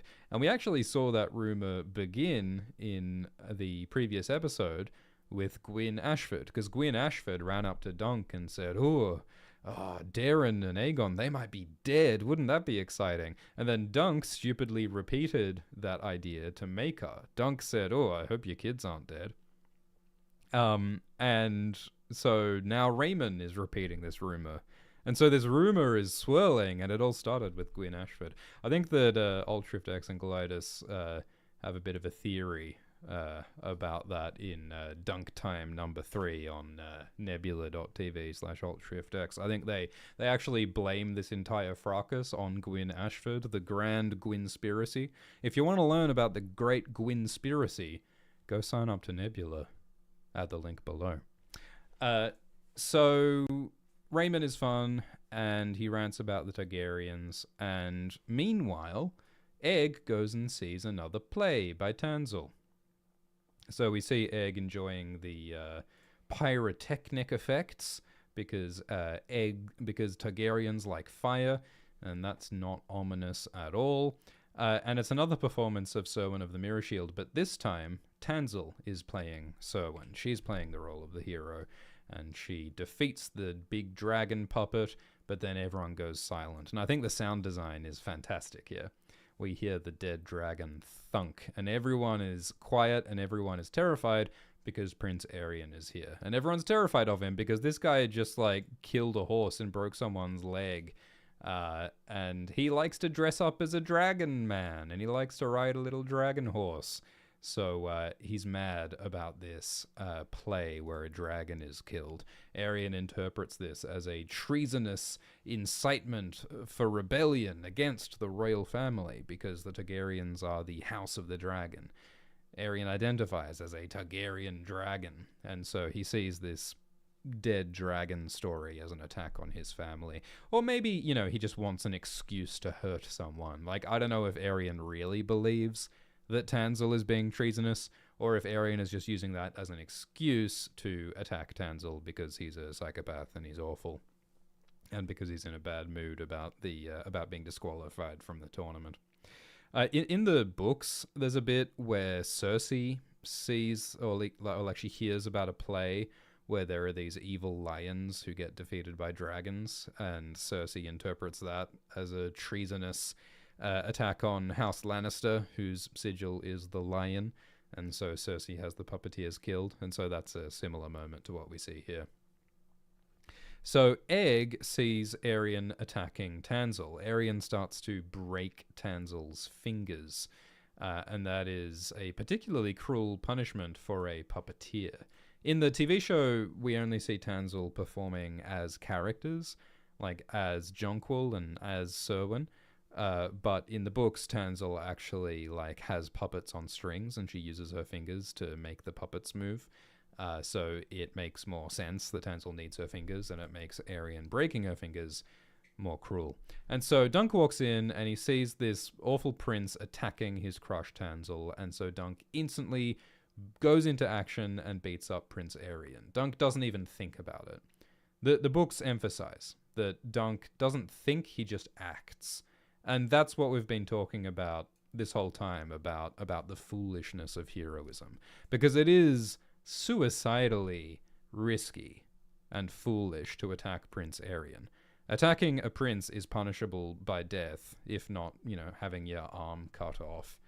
But Dunk does it anyway, because sometimes to be heroic means to do a stupid, impulsive, emotional thing, to do an idealistic, romantic thing. Florian the Fool wouldn't have thought about it. Florian the Fool would have gone into action, no matter the odds. I mean, Jon Snow is a bit like that, doing the right thing, even at crazy odds. And so that's what Dunk does. In the book, it says that Dunk might have kicked Aerion to death right there and then, but Aerion's men grab Dunk and stop him. Aerion asks why Dunk threw his life away. Why was Tanzel worth it? It's an interesting performance by Finn Bennett as Aerion. Like, in the book, you get more of a sense that Aerion is genuinely crazy. Dunk thinks Aerion is mad. Whereas in the show, Aerion is sort of cold. Like, he's angry, but it's more of a calm, restrained rage. And there's a genuine curiosity there. They said inside the episode that Aerion is, like, genuinely kind of fascinated why Dunk would attack Aerion. I think Dunk is remarkably and unusually foolish and brave to have attacked Aerion. This has never happened to Aerion before. I don't think anyone has ever been stupid enough to attack Prince Aerion before. So that's why Aerion's kind of, like, what's going on here? What's this about? Someone punched me? what? That's never happened before. So I think it's an interesting sort of subdued performance that they're going for here. Although the dialogue and everything is almost identical in the book compared to the show. So Dunk does the heroic thing to protect Tanzil. And in the book, the Aryans men burn Tanzil's puppets. They try and destroy the whole puppet show. In the book, the puppeteers just have like a little stall. They don't have a whole big tent like they do here. But Aryans mad, and he says that he's going to like knock out all of Dunk's teeth, and he's going to cut out Dunk's entrails, and all these horrible, grisly, torturous punishments. In the books, the Fossaways come and back up Dunk. Raymond and Stefan Fossaway and half a dozen Fossaway men come to support Dunk when they stop Aryan. And Stefan Fossaway even draws his sword, which is kind of surprising that the Fossaways would stand up to Prince Aryan Targaryen. So I think it kind of makes sense to remove that here in the show. Here in the show, we don't see the Fossaways here. So Aryan says he's going to kill and mutilate Dunk, but then Dunk is saved by Egg, and Egg finally reveals that Egg is not a random stable boy. Egg is a prince, and he's the brother of Aryan. And Aryan says that he cut off his hair so that he looks different to Aryan. Egg is rejecting his true brother Aryan and protecting his chosen brother Dunk, the brother he always wanted, the person who he wants to be close to. And it's a wonderful moment. So yeah, I think this episode is good fun. I think that it's most of it is not in the book. Like this scene with Aryan is, but a lot of these scenes aren't. A lot of it's added and expanded. But I think that it's true to the spirit of the book. All right, now I'm going to respond to your questions through Streamlabs donations. And then after that, we will enter the spoiler zone, and we will discuss spoilers towards the end of the live stream. So, thank you for the donation from Peter Chick, who says, the cuteness overload of Dunk and Egg acting like real brothers is so endearing. The chemistry is real. I can't wait for more of these goobers. Yeah, there were so many cute little moments. I liked Egg teasing Dunk for his crush on Tanzil. I liked them imitating each other. I think it really worked to establish that bond and that closeness, and it's necessary setup for the payoff of Egg supporting Dunk against Aryan. Thank you, Ray Day, who says, won't be able to catch the stream, but glad to have these post-show discussions back. I wish there were live streams for other shows like It. Welcome to Derry. I have not read the It book. I haven't read a lot of Stephen King. I have read The Gunslinger, the first Doc Tower book, and I read the other half, and I started reading The Long Walk, which is a Stephen King book that they recently made into a movie, but I found The Long Walk to be pretty, a bit of a slog. I felt like I was walking for miles and miles on end when I was reading The Long Walk, so I didn't finish reading The Long Walk. All right, Snail, thanks for the super chat, says, would love a Westeros cooking show. Well, Glidus and AltShiftX did a cooking show on Glidus's YouTube channel. They cooked a bunch of recipes from George R.R. Martin's Game of Thrones cookbook. You can watch that free on Glidus's YouTube channel. Thank you, Tony, who says, I had an oh shit, is that Bloodraven moment. Yeah, we haven't seen Bloodraven yet, but Bloodraven is around. Bloodraven is one of the most fascinating characters in these books, and I hope we get to see him on screen. Like, Bloodraven teaches Bran magic in the Game of Thrones show. We see a brief, surprising vision of Bloodraven in House of the Dragon, but we're yet to see Bloodraven do anything in this time period. Thank you, Soronot, who loves Egg's Little Tree song. Thank you, Alka, who says, I have done nothing but watch the fake Jon Snow for 3 days. I can't wait for the sequel, The Fake Hot Pie. Yeah, Glidus and AltSwiftX did a 22-hour-long video about Jon Snow. I did not stutter. It's 22 hours long. 22 and a half hours long. If you're a Nebula subscriber, you can listen to the fake Jon Snow on podcast apps using the Nebula Swift podcast feed, which is linked in the video description. And signing up is a good way to support AltShiftX. AltSwiftFan1 says, is Thunder the great-great-grandfather of Tyrek Lannister? Yeah, I think it's all horses, isn't it? I mean, my theory is that Arlen walked into Thunder, and that's why Thunder is so agreeable. Thank you, Navier, who says, thank you for getting me through my PhD program. A video ranking characters with the axis being street smart and book smart would go hard. Yeah, well, I think that Dunk has some street smarts and Egg has some book smarts for sure. It would be fun to put everyone on that axis. One-Eyed Crow asks about the fortune teller's prediction that people will be happy when Egg dies, and yeah, we'll talk about that in the spoiler zone. Thank you, Sanri Scribbles. Hey, welcome, Sanrixian. Very nice to see Sanrixian in the chat. Sanrixian's done a lot of Song of Ice and Fire fan art, and you should go and buy her t-shirts. Zoomin' and pannin' on that chart till she... Alt-Shift-X used to have a elaborate video editing style that involved a lot of zooming and panning around a giant mind map. If you watch some of the oldest Alt-Shift-X videos, you'll see that we have simplified things a little bit to make things a little more streamlined and a little bit more simple. But we do occasionally put in a zoom and a pan just to remember how to do it, you know. Thank you, Pirate, who says, spoilers maybe, but do we know what year it's supposed to be?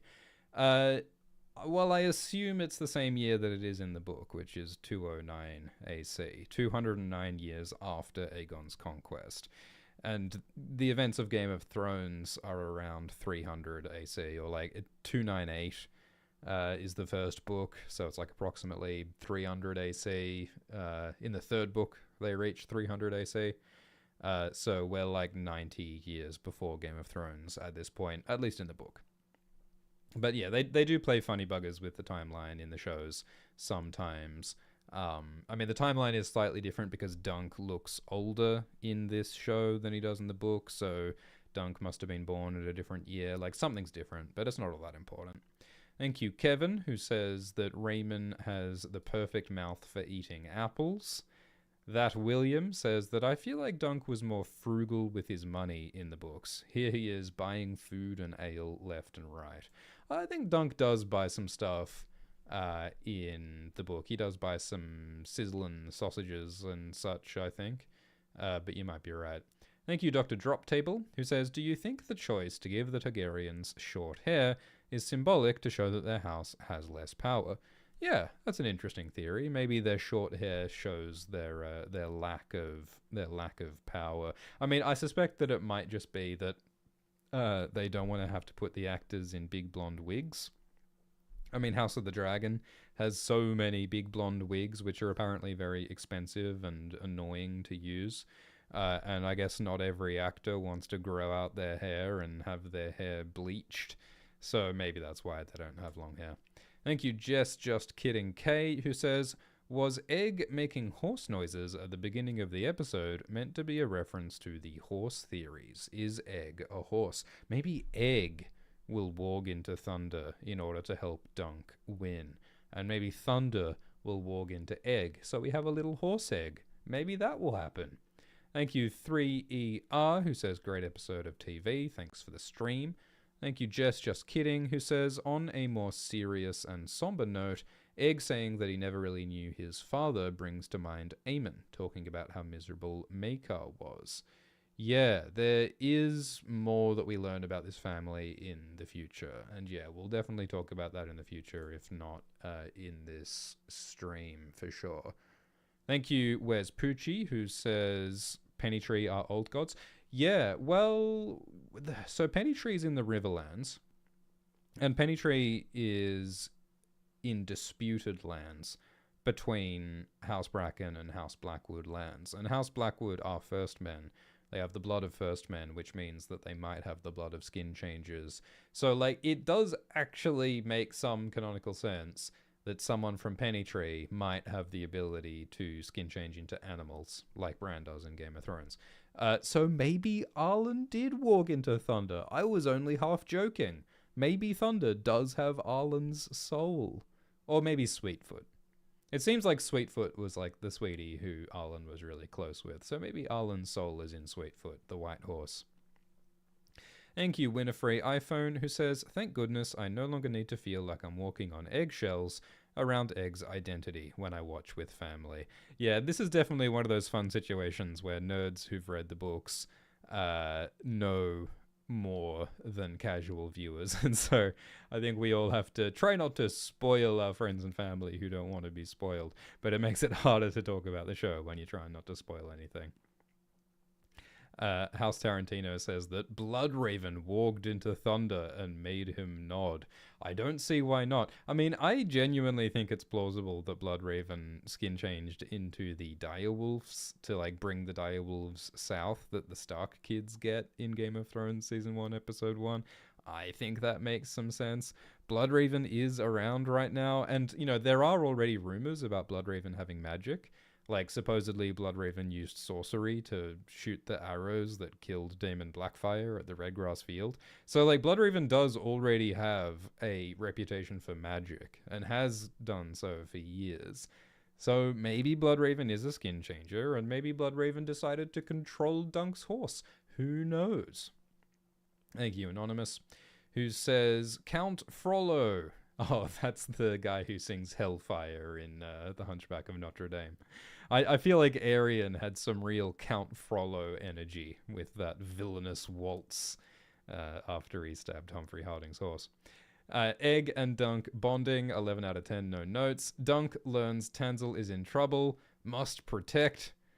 Egg says, well, time to protect my knucklehead and his girl. Yeah, I think, like, we've got to appreciate the significance of Egg revealing his identity, because, like, there's a cost to this for Egg. Like, Egg is being brave and kind and bold by revealing his true identity, because Egg is presumably going to be in deep trouble for running away, right? Like, we know that Prince Maekar is a harsh guy, and Egg doesn't get along with Maekar or isn't very close with Maekar, and Maekar's real angry that his sons Darren and Aegon have disappeared. So, like, Egg revealing his identity here, it's a big, brave thing for a little kid to do, to protect this guy Dunk, who Egg has only known for, like, a few days. So, yeah, we shouldn't underestimate how like, big of a moment this is. How big of a choice this is for Egg. CRL says, I feel like this episode had the most added material out of all the episodes. I agree. CRL's question is, how do you feel about all the added material?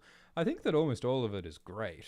I think that the scenes with Egg and Robin Riesling are fun. I don't think they're very necessary, but I think that they're fun. I think that the song about the Blackfires is really fun to like acknowledge the Blackfire lore and to bring that up. I think all of like Egg and Dunk's conversations are really charming, and that's like important relationship building.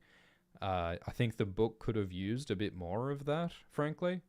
I think that the little subplot with Plummer and Andrew Ashford, I mean, that feels a little bit unnecessary, but it is cool to like question Dunk's morality and to question Dunk's values at this point, I think. So I think that does make sense. So yeah, I mean, Raymon's outburst against the Targaryens, I think, is great. I mean, a lot of this stuff is stuff that probably would have been included in this book if the lore existed at this time. Because I've said before that, this book was published in 1998.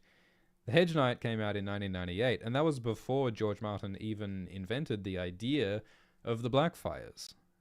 So all this context about the Blackfire Rebellion 13 years ago, that should be relevant here. The only reason why it's not mentioned in the book is that George hadn't thought of it yet when he published it. So I think a lot of what they're adding here, it's actually more true to the world of the books than the original book ever was, in a funny, paradoxical way. So yeah, most of what they add, I like.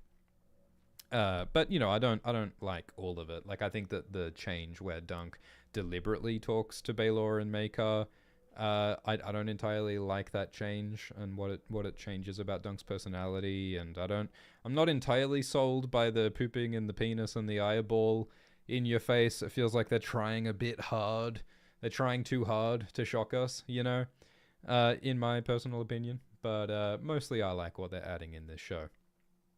Ad says, how have your videos been performing for A Night of the Seven Kingdoms? Better or worse than House of the Dragon or Game of Thrones? I think word of mouth will grow when the season's over if the landing's stuck. I think that our videos for this show are getting less views than House of the Dragon videos, and I think that our House of the Dragon videos are getting less views than our Game of Thrones videos. So yeah, I think these shows are getting less popular, not more popular, which makes sense because Game of Thrones was like the most popular show in the world for a while. So yeah, I think they are less popular.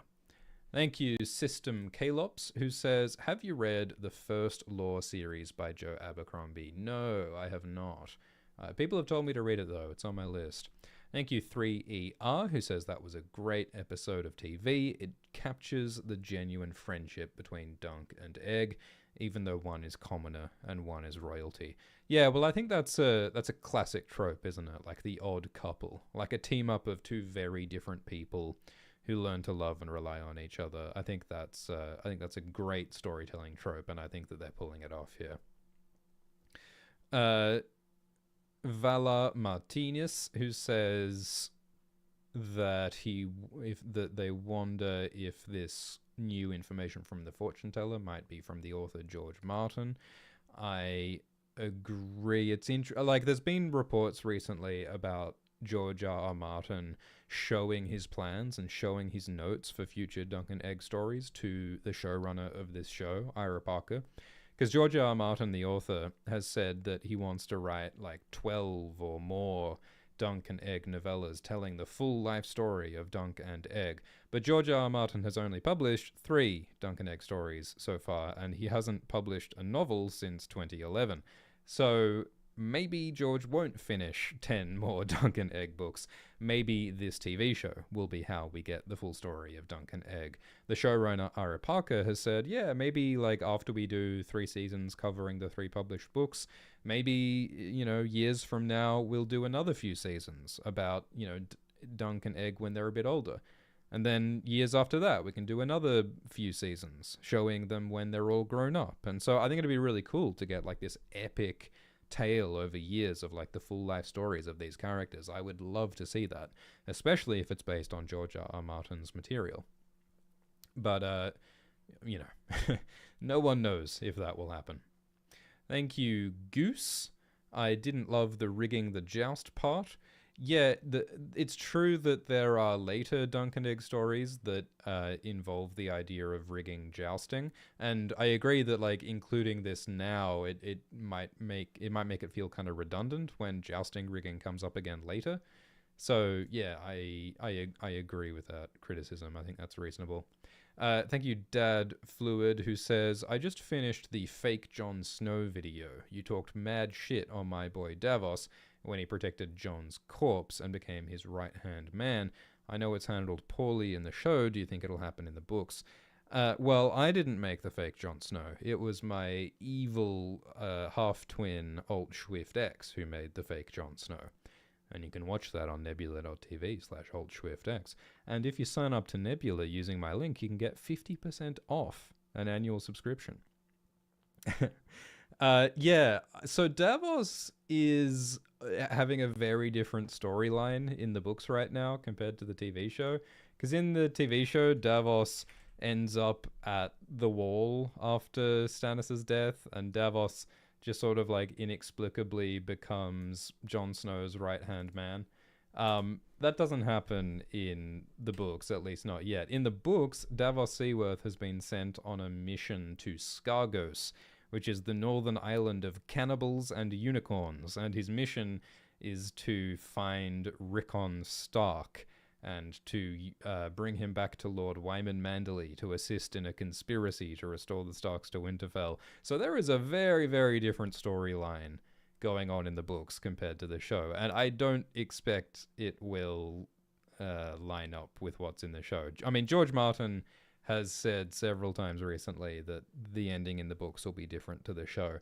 I mean, he's also said that he hasn't decided what the ending will be in several important ways. George Martin was recently saying, maybe I won't kill Sansa at the end of the books, or maybe I will. So it's like, oh boy, George still hasn't decided on the ending?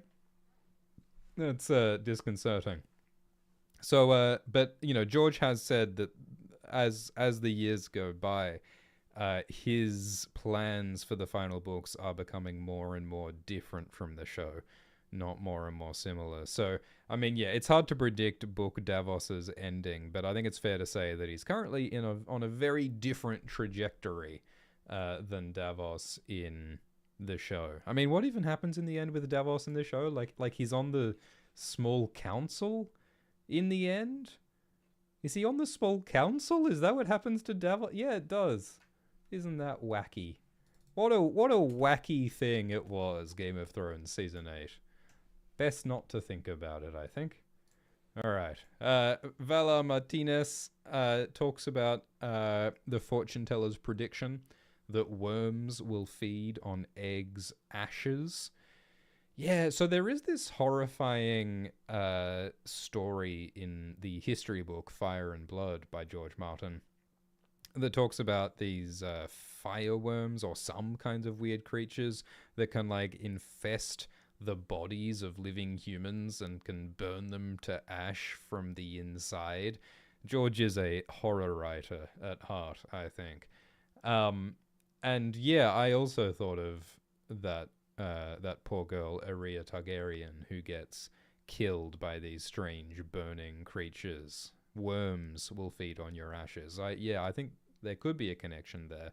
Although I don't expect that Egg will go to Valyria. But who knows? We'll talk about it in the spoiler zone at the end of this stream.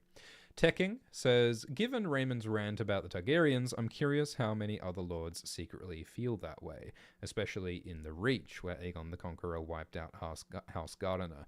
Yeah, I agree, Tekking. I think that, like, because Aegon the Conqueror was especially destructive in the Reach, it makes sense that houses in this region would be especially angry at the Targaryens. I mean, in the books currently, that there is this sort of discontent with the Tyrells being in charge, because the Tyrells were only the stewards of the Gardeners, but the Targaryens just sort of arbitrarily put the Tyrells in charge of this whole region, even though there are several other houses that might have been more qualified or more connected or more appropriate to be in charge of the Reach. And so there's a bunch of houses in the Reach who would probably like an overhaul. They would like to change things. They would like a rebellion, is something that's hinted at in the books. So yeah, it's a good question, Tekking. Like, how many other houses want to get rid of the Targaryens? And, how many of them might be Blackfire sympathizers, right? I mean, that's a theory about Lord Leo Tyrell. Because Lord Leo Tyrell fought in the Blackfire Rebellion, but Leo Longthorn did not participate in the Redgrass Field. He was too slow to arrive at the Redgrass Field. And that's the same story as Walder Frey. Lord Walder Frey is called the Late Walder Frey because he didn't arrive in time for the Battle of the Trident, or the Blackfire, or the Robert's Rebellion, or whatever. And so that's an indication that Walder Frey was not entirely loyal to the rebellion. So my point being that maybe it's the same story with Longthorn. Maybe Longthorn was a little bit sympathetic to the Blackfires. So yeah, I think it's a good question. Like, how loyal are these houses to the royal Targaryens? Fack points out that it is now canon that Egg's pubes are dark while the hair on his head is blonde. Finally, we know the truth. Thank you, B4, who says, is Bloodraven involved in any of this? I mean, that's one of the things. I think that when George Martin was writing The Hedge Knight, I think that George might not have even known that Bloodraven existed. Like, I don't think Bloodraven fully existed as a character in George Martin's mind when he was writing The Hedge Knight. Like, yes, the Three-Eyed Crow already existed in the first two Game of Thrones books, but I don't know if George knew that the Three-Eyed Crow was Brynden Rivers, Bloodraven, the Targaryen bastard who fought in the Blackfire Rebellions. I don't think George had that backstory yet. Or he may not have.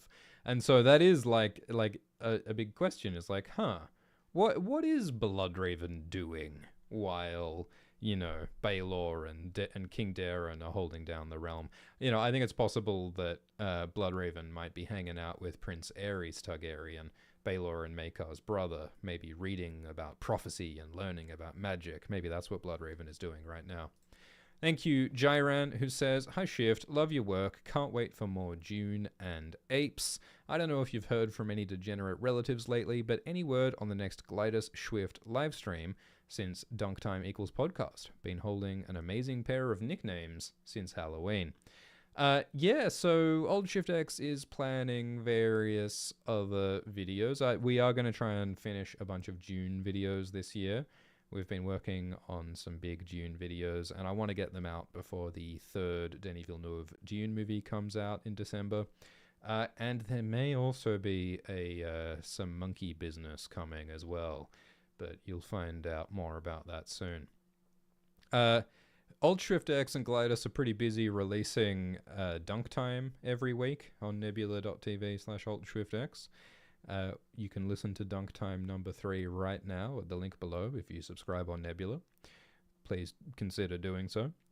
I don't know if Glidus and Swift are planning a live stream anytime soon, but maybe after the dust settles on Dunk Time. I think they probably will do like a end of season wrap up speculating about the future type video or live stream sometime soon. Thank you, Lapras, who says, "Loving the immersion, development, and general character depth of A Knight of the Seven Kingdoms so far.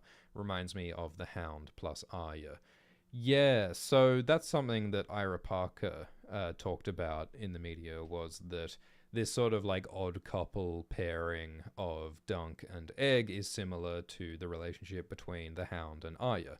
Because just like Dunk and Egg, the Hound and Arya are very different from each other, and yet they have things in common and they learn from each other. It's similar to Podrick and Brienne, that sort of odd couple dynamic. And Lapras says, "Wanted to extend appreciation for you, Alt, and inquire about Egg's fortune." We will talk about that in the spoiler zone when we get to the spoiler zone. Who does Egg become as a man? Yeah, we'll talk about that, Chiefy Smeefy. Thank you, One-Eyed Crow, who said, yeah, the Ashford subplot is a bit like what happens in the third Dunk and Egg book. Flatbed says Dunk will be richer than a Lannister. Yeah, okay, that's a cool idea. That's a spoiler zone idea. Thank you, Plural Board, who says, "Love your videos. Do you think the fortune teller is connected to Alice Rivers or the Green Men? Could there be a connection?" That's a cool idea. Because, yeah, I mean, I guess that is an open question. Like, if we think that this fortune teller's predictions are accurate, what kind of magic does this fortune teller have? Because, like, magic in this world is not strictly defined. Like, it's not, like, magic is not fully explained. There isn't like a super clear magic system per se, but there are different kinds of magic. Like, there is old gods magic, which is connected to like Bran and Bloodraven, and that is magic of the First Men and the Children of the Forest, and that allows you to see through the eyes of the weirwoods and to have visions of the future through green sight and to control animals through skin changing. Like, that's kind of one kind of magic. But then you got, like, you know, Valyrian blood magic and the dragon bond, and that's a different kind of magic. And then you got, like, the White Walkers and whatever they're doing, which may or may not be connected to Northern skin changing. Like, there's different kind of flavors of magic. And so we might wonder, like, what kind of magic is this fortune teller doing? How is she able to see the future? I mean, we might speculate that, oh, like, maybe this fortune teller, maybe she's a Targaryen bastard. Like, she's a dragon seed. Maybe she's descended from a dragon seed, and so what she's having is, like, dragon dreams. Maybe it's that kind of magic, visions of the future.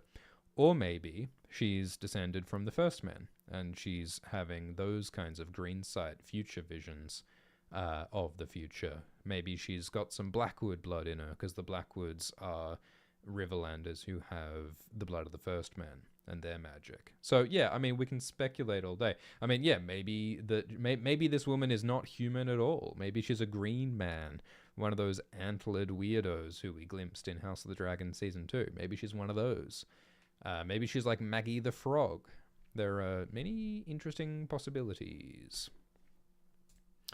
Thank you, Vala. We'll talk about that in the spoiler zone. Andrew says, "I hoped that Dunk would smack Aerion harder. I think Aerion could use a good smack." Plural says, "Raymond seems to hold a grudge against the Targaryens. What's his deal?"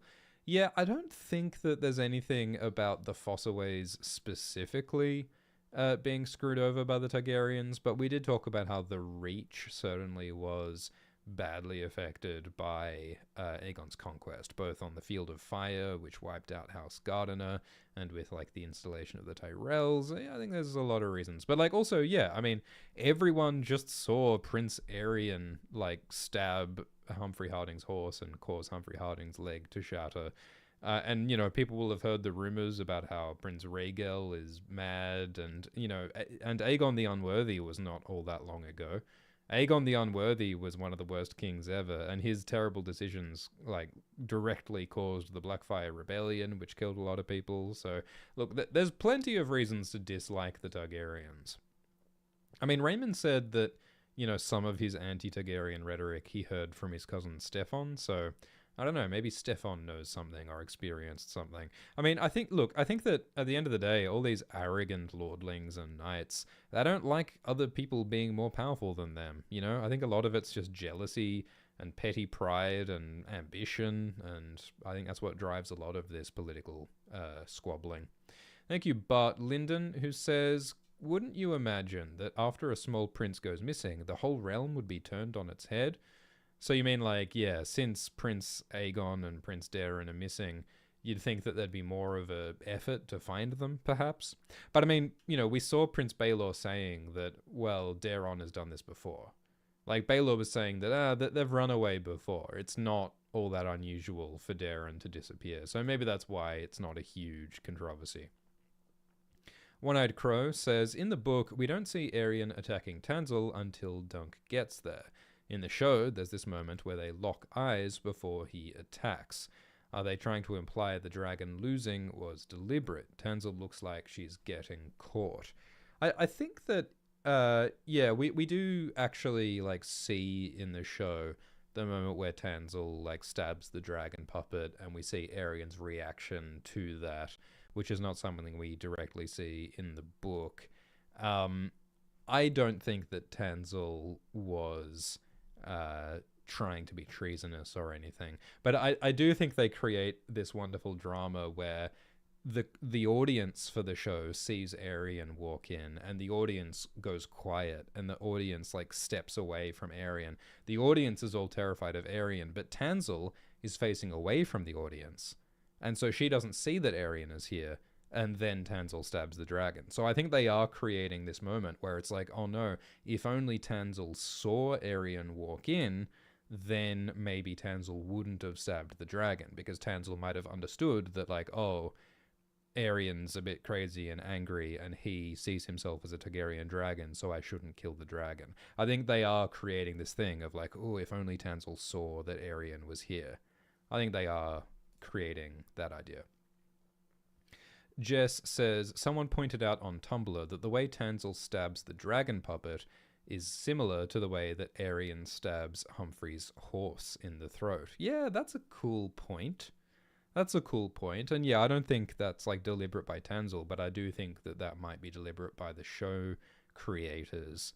Like, the violence done to Humphrey Harding's horse is like the violence done to the dragon. And it's almost like this is Aerion's punishment. Aerion stabbed the horse, so now the Targaryen dragon gets stabbed in the neck, you know? Yeah, I think that might be a deliberate connection. That's a cool idea. Thank you, Jazz Falcon, who says, hey Shifty, we are so back. Do you think 6 30-minute episodes was the right choice for this show? I think the pacing is a bit off, but each episode has been good fun. Would love your thoughts. Yeah, I mean, I think the bite-sized 30-minute arcs work. I think that they work. I think each 30-minute viewing, like, it is its own little complete sub-story, and it is nice, and it's relatively, like, self-contained, and it has its own little feeling, and it's relaxed. But I do think that the 1 week wait in between each 30-minute episode, it's a lot. And I think it does interrupt the flow of the little bite-sized 30-minute episodes. So yeah, maybe, I mean, what if they released it, like, 1 30-minute episode every day for 6 days? Or what if they just released the whole thing at once? Maybe that would be better. But I suppose they're trying to get as much subscription dollars out of us as they can by stretching it out. Thank you, Zach, who says, speaking of other books, now that we know that Brandon Sanderson's works are getting adapted, do you think you'll cover the Cosmere movies / shows once they release? I'm not planning to. I haven't read Brandon Sanderson. Many people have told me to read Brando Sando. Many fans from the Brandon Sanderson fandom have demanded that I read Brandon Sanderson's works. But I have not read them yet, sorry. At the moment, I'm trying to do some Dune stuff. And I've also got some monkey business in the works, and there's a few other things that I'm planning on doing. So, yeah, I'm happy for the Brandon Sanderson fans and the Brandon Sanderson fandom, but I'm not planning on Brandon Sanderson videos right now. Thank you, Benjamin Brownbass, who says, nothing to add, just love the content.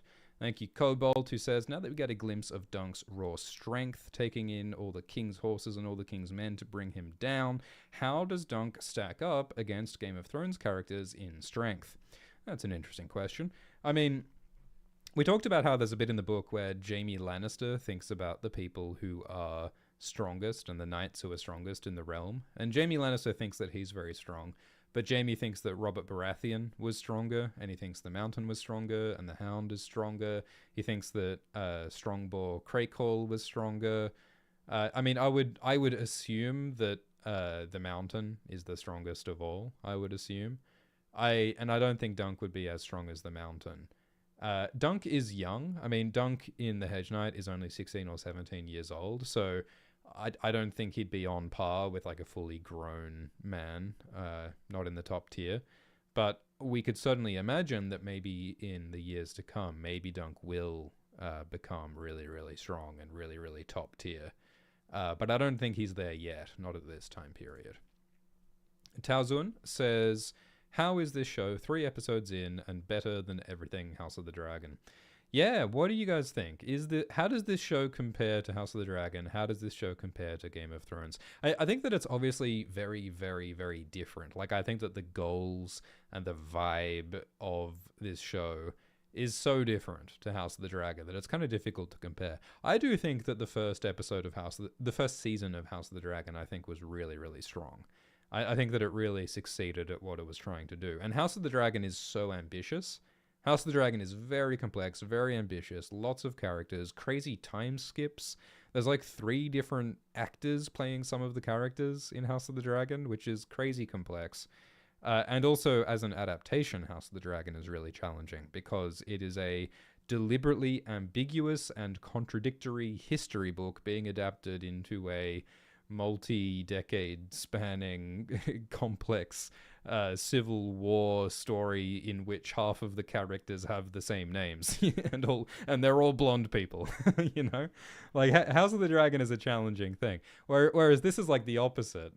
I mean, Game of Thrones, the challenge with Game of Thrones was that there were these incredibly dense, complex books that had to be condensed and had to be cut down into short seasons, but then also they had the challenge of having to invent the last few seasons because there weren't any more books to adapt. And so Game of Thrones was another unique adaptation challenge. I think A Night of the Seven Kingdoms is a easier challenge because they can just do faithful adaptations of the book, and they're also adding and expanding some stuff. But like they can just shoot, like most of the scenes in this season are just word for word faithful adaptations of the book.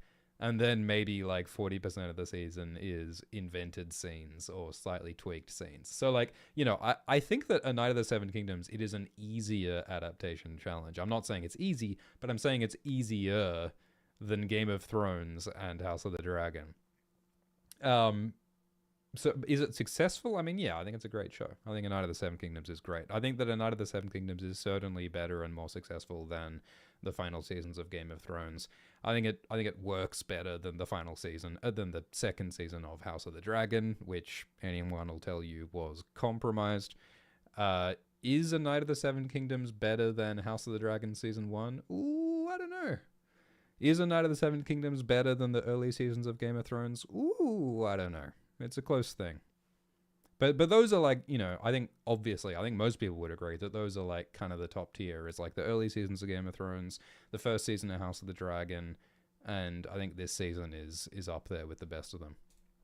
Thank you, HLD, who says, historically speaking, Daron always said the Blackfires were a glorified crew.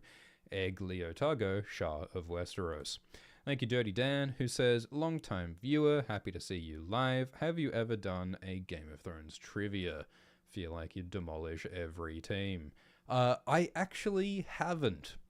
Thank you, El Kane, who says, any chance you'll cover Brandon Sanderson? We just talked about that. I haven't read Brando Sando, but I'm happy for the Brando Sando fans. Thank you, Vala, who says, Dunk imitating goose eggs is foreshadowing for egg to lay dragon eggs at SH, hence the worms, QED. We've got Vala Martinez is just firing on all cylinders with the theories today. Thank you, Sarah J, who says, loved seeing this pinnacle of knighthood patiently teach a young boy to sew and then punch a prince in the face for harming an innocent. It captured the many facets of Dunk for me. Yeah, I mean, that's what it's all about. I think that's what it means to be a good person, you know? Like, 99% of life is just simple, straightforward, humble, practicing your craft, doing boring chores and tasks, doing the basic work that needs to be done. And then 1% of life is punching a murderous prince. 1% of life is doing something extraordinary and above expectations and making a tough choice. And you just want to be ready for that 1% of time, because you never know when that 1% of time is going to strike. You never wake up in the morning and go like, okay, this is the day where something unexpected will happen, because the unexpected, it just gets you when you least expect it, don't it? You never see it coming. Okay, so before we enter the spoiler zone, I want to remind you that there's 60 hours of exclusive Alt Shift X and Glidus talk on Nebula. That includes the 22-hour-long Jon Snow video, that includes videos about every episode of House of the Dragon, and that includes Dunk Time, early and extended, every week. It comes out immediately after A Night of the Seven Kingdoms airs on Nebula. I would appreciate it if you sign up on Nebula. That does help out this channel. And I think it's a fun time. Obviously, there's lots of other great exclusive content on Nebula. Did you know that Lindsay Ellis is still making videos exclusively on Nebula? There's lots of cool stuff on Nebula, and I think it's worth checking out. It's certainly a better way to support creators than watching ads on YouTube. I can tell you that.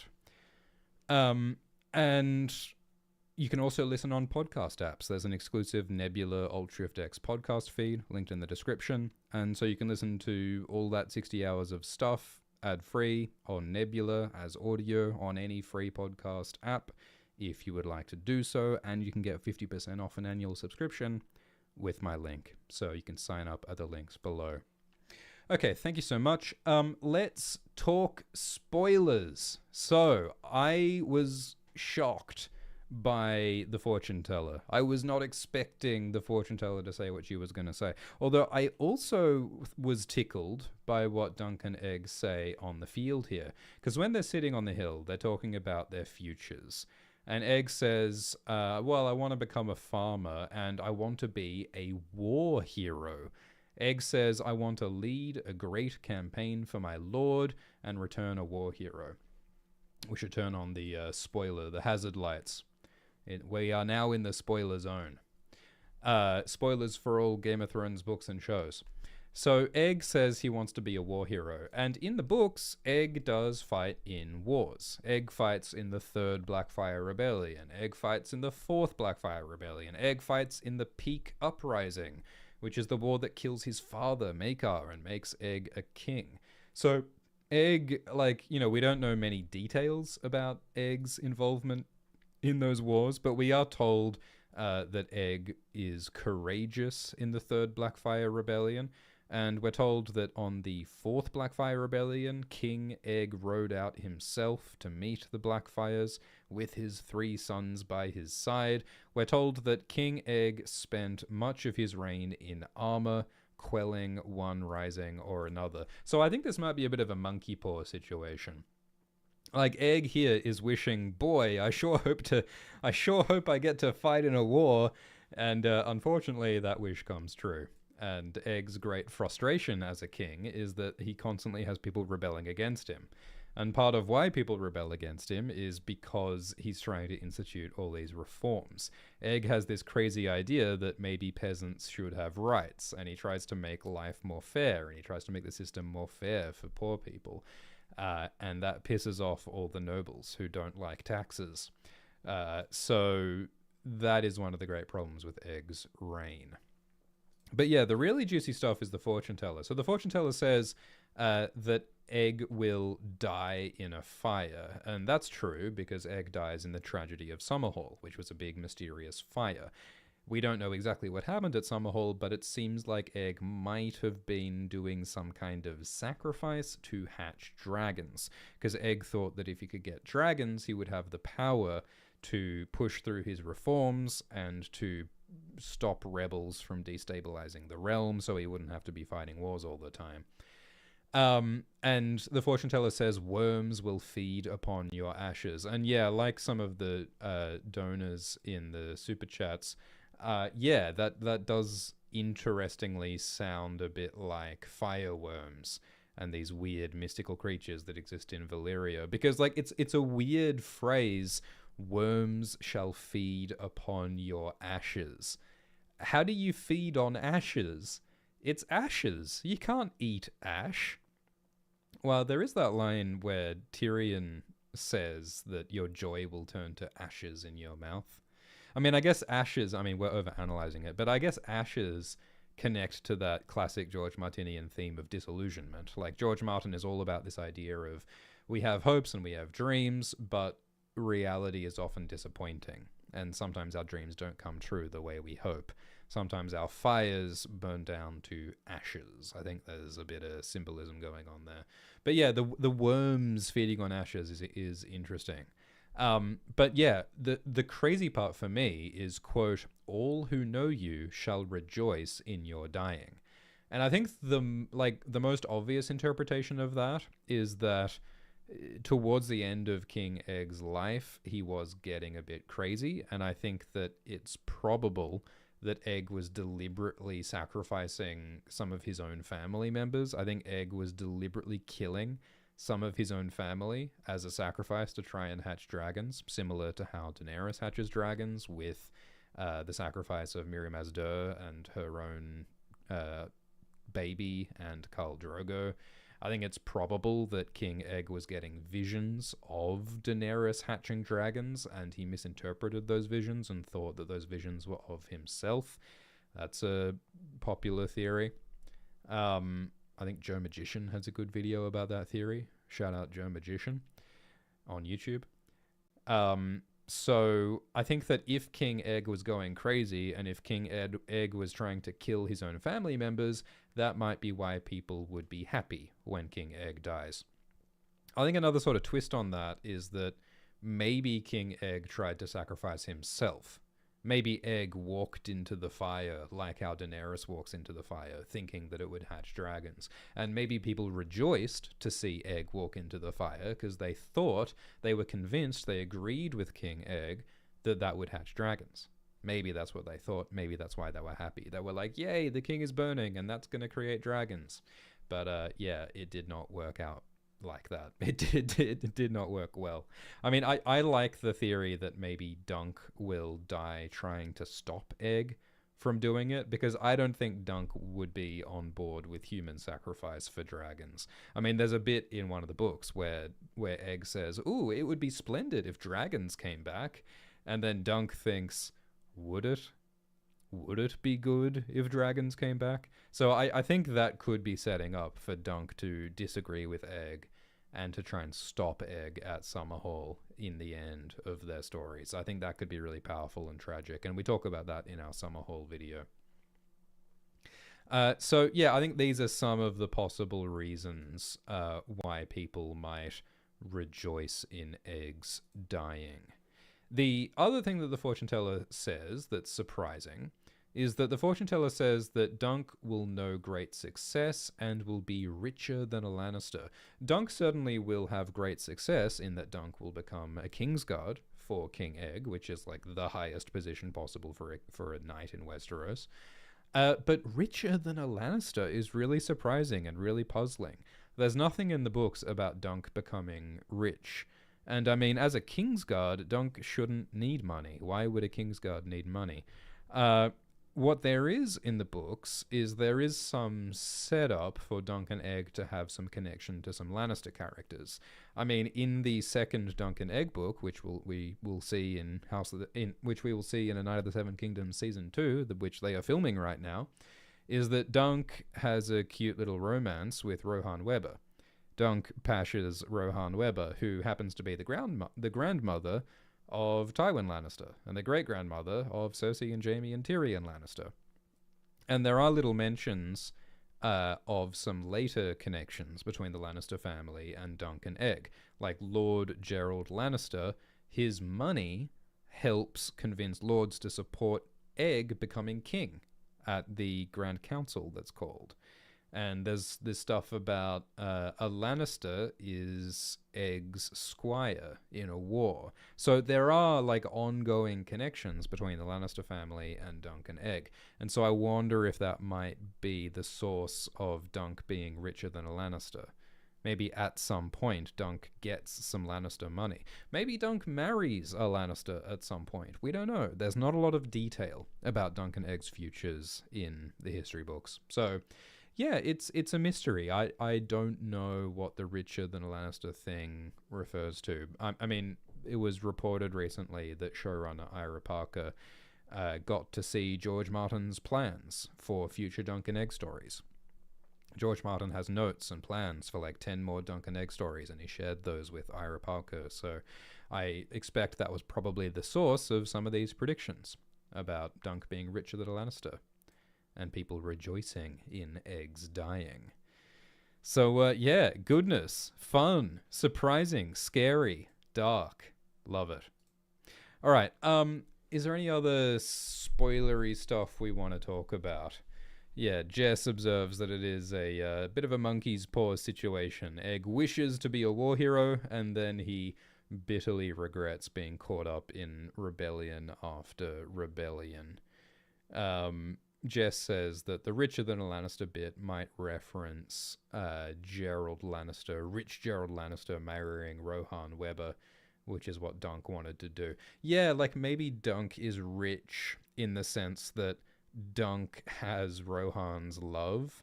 Like Rohan gets Gerald Lannister's money, but Rohan gets Dunk's love. Like maybe Dunk and Rohan will hook up even after the Sworn Sword in the future, even after Gerald marries Rohan. Maybe Dunk and Rohan will have maybe their romance will continue, and maybe that love is like the metaphorical richness that Dunk gets. Maybe that's a bit too cute. Maybe that's a bit too symbolic.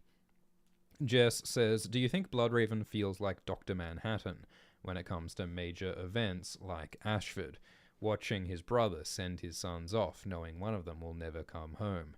Yeah, I mean, we don't know if Bloodraven is having visions of the future yet. I think that he might. I mean, one of the theories that I like is that Bloodraven's magical abilities might have awoken after the Battle of the Red Grass Field. Because, like, with Jojen Reed, we know that Jojen Reed first had visions of the Three-Eyed Crow after Jojen almost died of a sickness, of a fever. And so we know that sickness or near-death experiences can awaken magical power in this world. And Bloodraven, at the Battle of the Red Grass Field, Bloodraven lost an eye. Bloodraven fought a duel against his half-brother Bittersteel, and he lost an eye. And so I wonder if that terrible wound might have caused Bloodraven to nearly die, and might have caused him to have visions, and might have awoken his magic power. So maybe he is already seeing the future. That would be cool and interesting. And yeah, I agree, Jess, that like maybe Bloodraven knows that Baelor, spoilers, spoiler warning, maybe Bloodraven knows that Baelor is going to die at this Ashford tournament, and maybe Bloodraven feels helpless to do anything about it. And that's one of those things, the ironies of prophecy is that, like, what's the point of knowing the future if you can't change the future? And I think there are far more characters in this world who cause harm and horror through knowing the future than there are people who actually benefit from it. And I think the point of all this is that the dreams and the prophecies, it's just an analogy for hopes and dreams and desires and ambition, which is something that we all feel in the real world. Valar says that Egg uses fireworms to birth dragons, and Egg asks Lionel to stick fingers up there to help. Are you suggesting that Lionel Baratheon sticks his fingers in Egg's cloaca to lay an egg? Is that what you're saying? I don't know, Valar, but you're firing on all cylinders.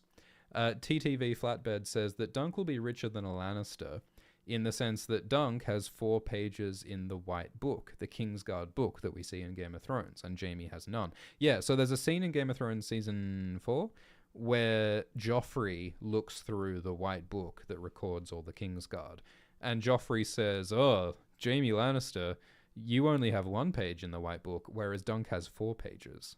So Duncan the Tall of the Kingsguard has a long list of accomplishments, but Jaime has a short list of accomplishments, and so maybe in that sense, Dunk is richer than a Lannister." Yeah, I think that's a cool, smart idea. Thank you, Punished, who says, maybe the prophecy means that the lords who Egg angered will be happy that he died. Yeah, I think that's a great interpretation as well. Like, maybe much of the realm dislikes King Egg, even though King Egg has really good intentions and he wants to be a good ruler, he wants to be a good king, but maybe everyone ultimately rejects him. I think that's a good and possible idea. But I think that, like, you know, the fortune teller says all who know you, which suggests Egg's family, Egg's loved ones, Dunk, will rejoice in Egg's dying. Isn't that a horrifying idea? Christian says that richer than a Lannister alludes to Jaime, in that Dunk is richer in honor, whereas Jaime is seen as a dishonorable Lord Commander. Yeah, I think the rich part might be a metaphor for, honor or success or something. Mua Dweeb says that Edward Davis, who plays Harrow Harkonnen in Dune Prophecy, has been cast in an unspecified role in Season 1. Bloodraven, maybe. Yeah, there's another actor, Chloe Leah, who has a role in this season of A Night of the Seven Kingdoms, and Chloe Leah was also in Dune Prophecy. I think that Dune Prophecy Season 1 was not very good, but there are some good actors in it who are in this show also. And yeah, could Edward Davis be playing Bloodraven? Yeah, maybe. Yeah, why not? I think he could have the right look. I mean, they did cast an actor to play Bloodraven in House of the Dragon Season 2. It would have been nice if they used the same actor, but, you know, things don't always line up like that. Scrambled Megs says maybe the fortune teller is the ghost of Highheart. Yeah! Oh, man. I mean, that's that's a whole thing. I mean, the Ghost of Highheart appears in the Game of Thrones books, and Arya Stark meets the Ghost of Highheart. And the Ghost of Highheart is a very legit prophet who tells the future and predicts a bunch of things, including the Red Wedding. And she seems to be half Child the Forest or something. She seems to be not entirely human. She might be one of those weird forest pixies or a green man or something like that. Maybe this fortune teller is the Ghost of Highheart, because she seems to be someone who lives for a really long time. And the Ghost of Highheart is also possibly involved in Summerhall, and like in Game of Thrones Season 8, Podrick sings that song about Jenny's song, She Never Wanted to Leave. So, you know, that's a topic for another live stream. But yeah, there could be a connection there. I agree, Scrambled Megs. Meowzelbub says, my pointless theory is that one of the girls in the puppet tent next to Egg last episode is Betha Blackwood, and now we see a dark-haired prophetic woman. Interesting. Yeah, I think that's something that Glidus says in the 3rd episode of Dunk Time. The idea that one of these kids in the tent sitting next to Egg might be Egg's future wife, Betha Blackwood. Why not? Why not? Thank you, Eric, who says, do you suspect the Dissented Lords and Maesters sabotaged the Summerhall ritual? Yeah, we do talk about that in the Alt-Shift-X Summerhall video, which is linked in the description, I think. Yeah, there are lots of different theories about Summerhall, and one theory is that maybe the Maesters sabotaged Summerhall because the Maesters have a conspiracy against dragons, according to Marwyn the Mage in the books. And also, like, Tywin Lannister was around, and Aerys Targaryen was around, and Maester Pycelle were around at this time. So, those are three of the most villainous dickheads in this entire series. Maybe they conspired against Egg and caused Summerhall. I think those are all interesting ideas, but I think that the most, powerful, emotionally resonant ending is an ending that is about Dunk and Egg, and an episode about Dunk and Egg's relationship.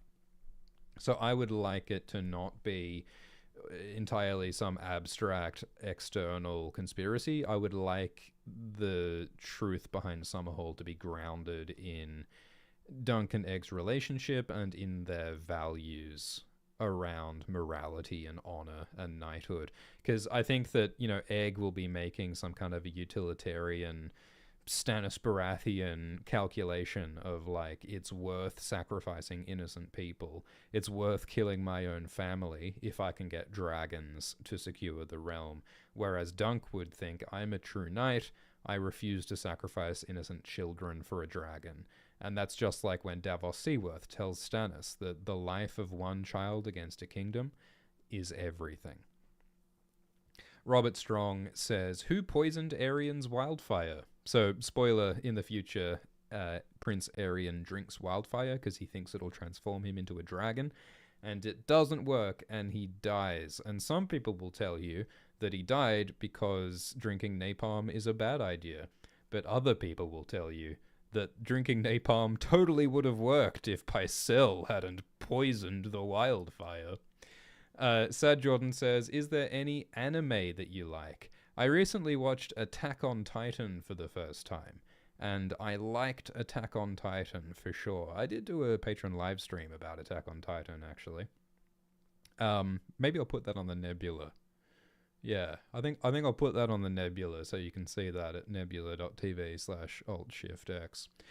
I liked Attack on Titan, and Attack on Titan has a lot of parallels with the Game of Thrones books that I talk about in that Attack on Titan video. And yeah, it's pretty cool. The other anime I've seen is Made in Abyss, which is a very weird and disturbing anime that I do not recommend to everybody because it's weird and disturbing, but I did enjoy that anime as well. I've seen a little bit of One Punch Man, but yeah, if there's other animes that I should watch, please do let me know in the comments. I mean, there's a lot of basic super popular anime that I'm yet to watch, like Death Note and Cowboy Bebop and Full Metal Alchemist Brotherhood. I think those are sort of the top of my list for some entry-level animes to watch. But yeah, I certainly enjoyed Attack on Titan. That is a good story. El Kane says, are there any houses from the north at this tournament? No, I don't think we've seen any northern houses at this tournament. I was going to say that we have seen the Blackwood banner is in the background of some of the shots in these last couple episodes, and so it is plausible, Meowsle that Black Betha Blackwood might be here because the Blackwoods are here. So maybe Egg's future wife is here. It's possible. Valar says, from the Mystery Knight, Bloodraven is the root of all our woes, the white worm gnawing at the heart of the realm. Bloodraven is feeding on Egg's ashes. Ooh, and it's a worm. Yeah. I mean, Egg's not really in charge of anything at this point, and Bloodraven is a tree man by the time... no, shit. Yeah, no, well, has Bloodraven disappeared by the time of Summerhall yet? Well, yeah, look, watch our Bloodraven video if you're curious about Bloodraven. Eric says, when do you suppose Dunk gets legitimately knighted after he admits his lie? Yeah, I think that's a really interesting question, because it is strongly implied by the books that Dunk wasn't really knighted by Arlen. Dunk is lying. The great fascinating paradox of Dunk is that he's the most honest, true knight of them all, except for the fact that he isn't a knight at all, because Dunk is lying. He wasn't knighted. And so I think it's a great question, will Dunk be knighted at some point? I think it would be cool and fun if Egg knights Dunk. That would be cute. I think it would also be interesting, and I think Glidus has talked about this, what if Dunk knights Egg? So Dunk wasn't really a knight. So if Dunk knights Egg, then Egg isn't really a knight. And then Egg goes on to knight a bunch of people, and they technically aren't knights. And so it creates this thing where it's like, oh, like, is anyone a true knight? I mean, how can there be a first knight? It's made up. Knighthood is made up. Kingship is made up. Money is made up. These are all arbitrary ideas that only exist because we all choose to believe in them. And I think that's an idea that's relevant to George Martin's themes. So yeah, I think that's a great open question. Who, if anyone, will knight Dunk? And when, if ever, will it be revealed that Dunk is not a knight? I think those are good questions. Methbear recommends the anime La Blue Girl and Bible Black. Arc Quack recommends Vinland Saga as a new anime to watch. It's set in the time of Vikings and is great for any Ice and Fire fan. Also One Piece. Aren't there like 1,000 episodes of One Piece? I am not going to watch 1,000 episodes of One Piece. Alright, I think it's about time to wrap up this live stream. Thank you so much for listening. This has been fun. I'd appreciate it if you sign up to Nebula at the link below with all the extra content. Like and subscribe. We are releasing weekly scripted videos about each episode of A Night of the Seven Kingdoms. We are live streaming right after each episode of A Night of the Seven Kingdoms airs. We've made videos about so many of these topics. We've made videos about all 3 Dunk and Egg books. We've made videos about Summerhall. We've made videos about Bloodraven. We've made videos about the Blackfire Rebellions. And you can watch all of those for free on YouTube or Nebula. So, look, just thanks for being here. We've been doing this for 10 years. Ever since 2016, we've made weekly videos about every episode of every Game of Thrones show. Isn't that crazy? Thank you for watching. Thank you for being here for 10 years. My goodness, it is a privilege. So we will do this again next week. Thank you all so much, and have a good one. Cheers.